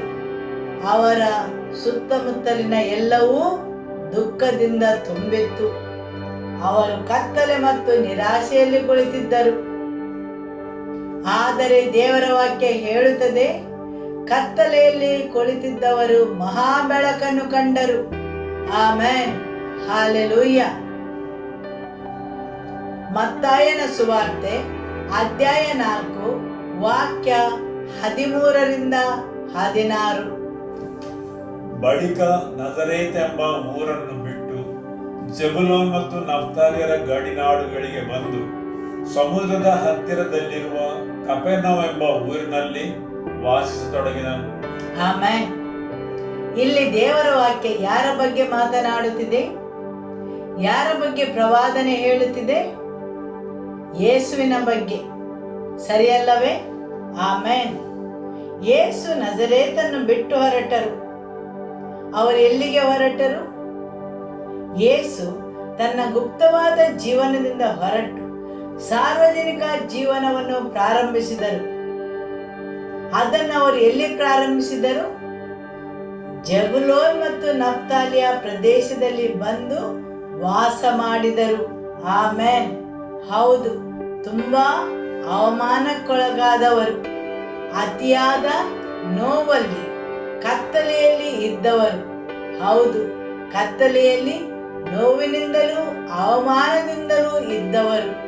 ಅವರು ಮೊತ್ತ ಮೊದಲಿಗೆ ಯೇಸುವಿನ ಸಾರ್ವಜನಿಕ ಜೀವನದ ಅನುಭವವನ್ನು ಪಡೆದರು. ಆಮೆನ್. ಹಾಲೆಲೂಯ. ಯೇಸುವಿನ ಸಾರ್ವಜನಿಕ ಜೀವನವು ಮೊತ್ತ ಮೊದಲಿಗೆ ಪ್ರಾರಂಭವಾದದ್ದು ಜಬುಲೋನ್ ಮತ್ತು ನಫ್ತಾಲಿಯ ಪ್ರದೇಶದಲ್ಲಿ. ಆಮೆನ್. ಹಾಲೆಲೂಯ. ವಾಕ್ಯವನ್ನು ಮುಂದುವರಿಸುವ. ಬಳಿಕ ನಜರೇತ್ ಎಂಬ ಊರನ್ನು ಬಿಟ್ಟು ಜಬುಲೋನ್ ಮತ್ತು ನಫ್ತಾಲಿಯರ ಗಾಡುನಾಡುಗಳಿಗೆ ಬಂದು ಸಮುದ್ರದ ಹತ್ತಿರದಲ್ಲಿರುವ ಕಪೆರ್ನೌಮ್ ಎಂಬ ಊರಿನಲ್ಲಿ ವಾಸಿಸತೊಡಗಿದನು. ಇದರಿಂದ ಯೆಶಾಯನೆಂಬ ಪ್ರವಾದಿಯ ಮುಖಾಂತರ ಹೇಳಿರುವ ಮಾತು ನೆರವೇರಿತು. ಆ ಮಾತು ಏನೆಂದರೆ, ಜೆಬುಲೋನ್ ಸೀಮೆ ಮತ್ತು ನಫ್ತಾಲಿ ಸೀಮೆ ಯೋರ್ದನಿನ ಆಚೆ, ಸಮುದ್ರದ ಕಡೆಗಿರುವ ಸೀಮೆ, ಅನ್ಯ ಜನಗಳಿರುವ ಗಲಿಲೆಯ ಸೀಮೆ, ಹೀಗೆ ಕತ್ತಲಲ್ಲಿ ವಾಸಿಸಿದ ಈ ಸೀಮೆಯ ಜನರಿಗೆ ಮಹಾ ಬೆಳಕು ಕಾಣಿಸಿತು. ಮರಣದ ಛಾಯೆ ನೆರೆದ ಪ್ರದೇಶಗಳಲ್ಲಿ ವಾಸಿಸುವವರಿಗೆ ಬೆಳಕು ಉದಯವಾಯಿತು ಎಂಬುದು. ಆಮೆನ್. ಹೌದು, ಕತ್ತಲೆಯಲ್ಲಿ ಕುಳಿತಿದ್ದ ಜನರು ಒಂದು ಮಹಾ ಬೆಳಕನ್ನು ಕಂಡರು. ಯೆಶಾಯ ಪ್ರವಾದಿಯು ನಫ್ತಾಲಿಯ ಮೇಲೆ ಹೇಳಿದ ಪ್ರವಾದನೆಯು ಇಲ್ಲಿ ನಿಜವಾಗಿಯೂ ನೆರವೇರಿತು. ಆಮೆನ್. ಹಾಲೆಲೂಯ. ಹೌದು, ನಫ್ತಾಲಿಯ ಸುತ್ತಲೂ ಕತ್ತಲೆ ಇತ್ತು. ಅವನು ಬಂಧನದಲ್ಲಿದ್ದ, ಅವನು ಅವಮಾನದಲ್ಲಿದ್ದ. ಆದರೆ ದೇವರ ವಾಕ್ಯವು ಹೇಳುತ್ತದೆ, ಕತ್ತಲೆಯಲ್ಲಿ ಕುಳಿತಿದ್ದ ಜನರು ಮಹಾ ಬೆಳಕನ್ನು ಕಂಡರು. ಆ ಬೆಳಕು ನಿಮ್ಮ ಜೀವನದಲ್ಲಿ ಬರಲಿ. ಆ ಬೆಳಕು ಕತ್ತಲೆಯಲ್ಲಿದ್ದ ನಿಮ್ಮನ್ನು ಬಿಡುಗಡೆಗೊಳಿಸಲಿ. ಅವಮಾನಗಳಿಗೊಳಗಾಗಿಸಿದ ಆ ಪ್ರದೇಶವು, ನೋವನ್ನುಂಟು ಮಾಡಿದ ಪ್ರದೇಶದಲ್ಲಿ ಯೇಸುವಿನ ಮಹಾ ಬೆಳಕು ಬೆಳಗಲಿ. ಆಮೆನ್. ಕತ್ತಲೆಯ ಎಲ್ಲಾ ಕಾರ್ಯಗಳು ನಾಶಗೊಳ್ಳಲಿ. ಆಮೆನ್. ಹಾಲೆಲೂಯ. ಹೌದು, ನಿಮ್ಮ ಅತಿಯಾದ ನೋವಿನ ಮತ್ತು ಅವಮಾನದ ಸ್ಥಳ ಯೇಸುವಿನ ಭೇಟಿಯಾಗುವ ಸ್ಥಳವಾಗಿದೆ. ಹಾಲೆಲೂಯ.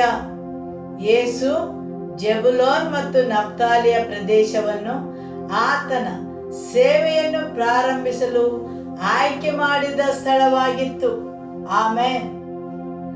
ಆತನಿಗೆ ಯೂದನ ಪ್ರದೇಶವನ್ನು ಆಯ್ಕೆ ಮಾಡಬಹುದಿತ್ತು, ಆದರೆ ಆತನು ಅದನ್ನು ಆಯ್ಕೆ ಮಾಡಲಿಲ್ಲ. ಆತನಿಗೆ ಎಫ್ರಾಯಿಮ್ ಅಥವಾ ಮನಸ್ಸೆಯ ಪ್ರದೇಶವನ್ನು ಆಯ್ಕೆ ಮಾಡಬಹುದಿತ್ತು, ಆದರೆ ಆತನು ಹಾಗೆ ಮಾಡಲಿಲ್ಲ. ಅವರಿಗೆ 2 ಭಾಗವನ್ನು ನೀಡಿದ್ದರು. ಆದರೂ ಸಹ ಯೇಸು ತನ್ನ ಸೇವೆಯನ್ನು ಅಲ್ಲಿ ಆರಂಭಿಸಲಿಲ್ಲ, ಆದರೆ ಆತನು ಜಬುಲೋನ್ ಮತ್ತು ನಫ್ತಾಲಿಯ ಪ್ರದೇಶಕ್ಕೆ ಹೋದನು. ಆತನು ತನ್ನ ಸೇವೆಯನ್ನು ಪ್ರಾರಂಭಿಸಿದ್ದು ಕತ್ತಲೆಯಲ್ಲಿ ಕುಳಿತಿದ್ದ ಜನರ ಪ್ರದೇಶದಲ್ಲಿ. ಆಮೆನ್. ಹಾಲೆಲೂಯ. ಆದುದರಿಂದ ನೀವು ಕತ್ತಲೆಯಲ್ಲಿ ಕುಳಿತಿದ್ದವರು ಸಹ ನಿಮ್ಮ ಜೀವನಕ್ಕೆ ಒಂದು ಒಳ್ಳೆಯ ಭರವಸೆ ಇದೆ. ನೀವು ಅತಿಯಾದ ನೋವು ಮತ್ತು ನಿಮ್ಮ ಹೋರಾಟ, ನಿಮ್ಮ ಅತಿಯಾದ ಸಮಸ್ಯೆ ನಿಮ್ಮನ್ನು ಯೇಸುವಿನ ಭೇಟಿಗೆ ಸರಿಯಾದ ಅಭ್ಯರ್ಥಿಯನ್ನಾಗಿ ಆಯ್ಕೆ ಮಾಡುತ್ತದೆ. ಹಾಲೆಲೂಯ. ಆದರೆ ನೀವು ಆತನನ್ನು ಕರೆಯಲು, ಆತನ ಕಡೆಗೆ ತಿರುಗಿಕೊಳ್ಳಲು ಸಿದ್ಧರಿರಬೇಕು. ಹಾಲೆಲೂಯ. ಆಮೆನ್. ಧರ್ಮೋಪದೇಶ ಕಾಂಡ ಅಧ್ಯಾಯ 33 ವಾಕ್ಯ 23. ನಫ್ತಾಲಿ ಕುಲದ ವಿಷಯದಲ್ಲಿ, ನಫ್ತಾಲಿ ಕುಲವೇ, ನೀನು ಯೆಹೋವನ ದಯೆಯನ್ನು ಹೊಂದಿ ಸಂತೃಪ್ತನಾದೆ. ಆತನ ಆಶೀರ್ವಾದದಿಂದ ನಿನಗೆ ಸಮೃದ್ಧಿಯುಂಟು. ಕಿನ್ನೆರೆತ್ ಸಮುದ್ರವು, ದಕ್ಷಿಣ ಪ್ರದೇಶವು ನಿನಗೆ ಸ್ವಾಸ್ಥ್ಯವಾಗಲಿ ಎಂದು ಹೇಳಿದನು. ಆಮೆನ್. ನಫ್ತಾಲಿ ಎಂದರೇನು? ಅವನೊಬ್ಬ ಹೋರಾಟ, ಅವನೊಬ್ಬ ನೋವು. ಯಾಕೋಬನು ನಫ್ತಾಲಿಗೆ ಪ್ರವಾದನೆಯನ್ನು ಮಾಡಿದ ಮೇಲೆ ಇಲ್ಲಿ ಮೋಶೆಯು ಹೇಳುವಾಗ ನಫ್ತಾಲಿಯ ಭವಿಷ್ಯವು ನಿರ್ದಿಷ್ಟ ಗುರಿಯು ಬದಲಾಗಿದೆ. ಧರ್ಮೋಪದೇಶ ಕಾಂಡ ಅಧ್ಯಾಯ 33ರಲ್ಲಿ ಅವನ ಸೇವೆಯ ಕೊನೆಯ ಕಾಲದಲ್ಲಿ ನಫ್ತಾಲಿಯ ಬಗ್ಗೆ ಹೇಳುವುದೇನೆಂದರೆ, ನಫ್ತಾಲಿ ಕುಲವೇ, ನೀನು ಯೆಹೋವನ ಕೃಪೆಯಿಂದ ತೃಪ್ತನಾಗಿರುವೆ ಮತ್ತು ಆತನ ಆಶೀರ್ವಾದದಿಂದ ತುಂಬಿರುವೆ. ಆಮೆನ್. ಹಾಲೆಲೂಯ. ಒಮ್ಮೆ ನಫ್ತಾಲಿ ಎಂದರೆ ನೋವು ಮತ್ತು ಹೋರಾಟವಾಗಿತ್ತು, ಆದರೆ ದೇವರ ಒಂದು ವಾಕ್ಯವು ಅವನ ಪರಿಸ್ಥಿತಿಯನ್ನು ಬದಲಾಯಿಸಿತು. ಹೋರಾಟದಿಂದ ತೃಪ್ತಿಗೆ, ನೋವಿನಿಂದ ಕೃಪೆಗೆ, ಶಾಪದಿಂದ ಆಶೀರ್ವಾದಕ್ಕೆ. ಆಮೆನ್. ಹಾಲೆಲೂಯ. ತೃಪ್ತನಾಗಿದ್ದಾನೆ, ಕೃಪೆಯಿಂದ ತುಂಬಿದ್ದಾನೆ, ಆಶೀರ್ವಾದದಿಂದ ತುಂಬಿದ್ದಾನೆ. ಹಾಲೆಲೂಯ. ನಫ್ತಾಲಿಯ ಆಶೀರ್ವಾದವು ನಿಮ್ಮ ಮೇಲೂ ಬರಲಿ. ಆಮೆನ್. ಸಭೆಯ ಮೇಲೂ ಬರಲಿ. ಹಾಲೆಲೂಯ. ತೃಪ್ತಿ. ಆಮೆನ್. ಆಂತರ್ಯದಲ್ಲಿ ತೃಪ್ತಿಯಾದ ಹೃದಯ, ಶಾಂತವಾದ ಮನಸ್ಸು ನಿಜವಾದ ತೃಪ್ತಿ. ನೀವು ಕರ್ತನೊಂದಿಗೆ ನಡೆಯುವಾಗ ಮಾತ್ರ ನಿಜವಾದ ತೃಪ್ತಿ ಸಿಗುತ್ತದೆ, ಏಕೆಂದರೆ ಆತನು ನಿಮ್ಮನ್ನು ತನ್ನೊಂದಿಗೆ ನಡೆಯಲು ಬಿಡುಗಡೆಗೊಳಿಸಿದ್ದಾನೆ. ನಿಮ್ಮ ತೃಪ್ತಿಯು ದೇವರ ಉದ್ದೇಶದಲ್ಲಿ ಕಂಡುಬರಬೇಕು. ಆತನು ನಿಮ್ಮನ್ನು ಯಾವ ಉದ್ದೇಶಕ್ಕಾಗಿ ಸೃಷ್ಟಿಸಿದನೋ ಅದರೊಳಗೆ ನೀವು ಪ್ರವೇಶಿಸಿದಾಗ ಅಲ್ಲಿಯೇ ನಿಜವಾದ ತೃಪ್ತಿ ಸಿಗುತ್ತದೆ. ನಫ್ತಾಲಿಯ ಕುಲವು ದೇವರ ಉದ್ದೇಶಕ್ಕೆ ತನ್ನನ್ನು ಹೊಂದಿಸಿಕೊಂಡಾಗ ದೇವರ ವಾಕ್ಯ ಹೇಳುತ್ತದೆ, ನಫ್ತಾಲಿ ತೃಪ್ತನಾದನು. ಆಮೆನ್. ಹಾಲೆಲೂಯ. ನಿಮ್ಮ ಸಂತೋಷ, ನಿಮ್ಮ ತೃಪ್ತಿ ನೀವು ದೇವರ ಉದ್ದೇಶಕ್ಕೆ ಎಷ್ಟರ ಮಟ್ಟಿಗೆ ಹೊಂದಿಕೊಳ್ಳುತ್ತೀರೋ ಅಷ್ಟರ ಮಟ್ಟಿಗೆ ಬರುತ್ತದೆ. ಅಂದರೆ ದೇವರ ಕೃಪೆಯೇ ನಿಮಗೆ ತೃಪ್ತಿಯನ್ನು ತರುತ್ತದೆ. ದೇವರ ಕೃಪೆಯೇ ಆಶೀರ್ವಾದವನ್ನು ತರುತ್ತದೆ. ದೇವರ ವಾಕ್ಯ ಹೇಳುತ್ತದೆ, ತೃಪ್ತಿಯನ್ನು ಹೊಂದಿದನು. ಹೇಗೆ? ದೇವರ ಕೃಪೆಯಿಂದ. ಹೌದು, ದೇವರ ಕೃಪೆಯೇ ತೃಪ್ತಿ ಮತ್ತು ಆಶೀರ್ವಾದವನ್ನು ತರುತ್ತದೆ. ಹಲ್ಲೆಲೂಯ. ಹೌದು, ನಿಜವಾದ ತೃಪ್ತಿಯು ದೇವರ ಕೃಪೆ ಇರುವ ಸ್ಥಳದಲ್ಲಿ ಸಿಗುತ್ತದೆ. ಆದುದರಿಂದ ದೇವರನ್ನು ಹೀಗೆ ಬೇಡಿಕೊಳ್ಳಿ, ಕರ್ತನೇ, ನನ್ನ ಜೀವನವನ್ನು ಸ್ಪರ್ಶಿಸು, ನನ್ನ ಮೇಲೆ ಕೃಪೆ ತೋರಿ ನನ್ನನ್ನು ರೂಪಾಂತರಿಸು, ನಿನ್ನ ಕೃಪೆಯಿಂದ ನನ್ನನ್ನು ಸುತ್ತುವರಿಸು, ಕರ್ತನೇ, ನನ್ನನ್ನು ತೃಪ್ತಿಪಡಿಸು. ಆಮೆನ್. ನನ್ನ ಜೀವನದಲ್ಲಿರುವ ಪ್ರತಿಯೊಂದು ಅಪೇಕ್ಷೆಯನ್ನು, ಪ್ರತಿಯೊಂದು ನೋವನ್ನು, ಪ್ರತಿಯೊಂದು ಹಾಳಾದ ಸಂಗತಿಯನ್ನು, ಪ್ರತಿಯೊಂದು ತೊಂದರೆಯನ್ನು ನಿನ್ನ ಸನ್ನಿಧಿಗೆ ತರುತ್ತೇನೆ. ಕರ್ತನೇ, ನಿನ್ನ ಬೆಳಕು ನನ್ನ ಮೇಲೆ ಪ್ರಕಾಶಿಸಲಿ, ನನ್ನನ್ನು ಸ್ಪರ್ಶಿಸು. ನನಗೆ ನಿನ್ನ ಭೇಟಿಯು ಬೇಕಾಗಿದೆ. ನಿನ್ನ ಸನ್ನಿಧಿಗಾಗಿ ಹಂಬಲಿಸುವ ಜಿಂಕೆಯಂತೆ ಇರಲು ನನಗೆ ಕೃಪೆ ನೀಡು.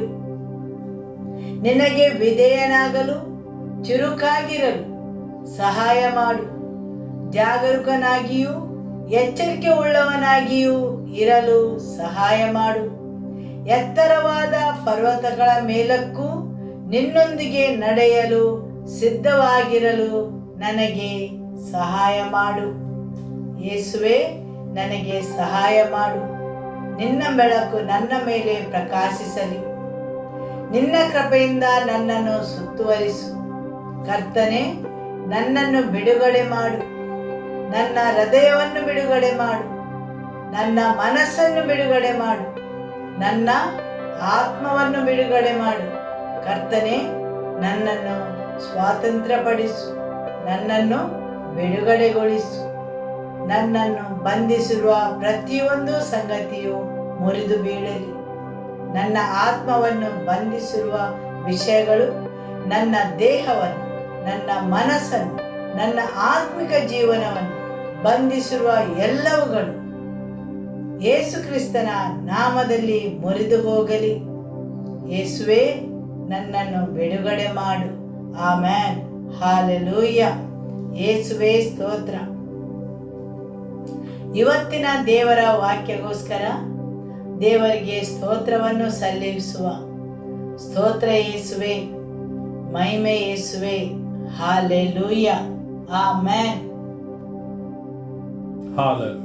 Every life in this place, Lord, we bring them under your blood and lordship, Lord.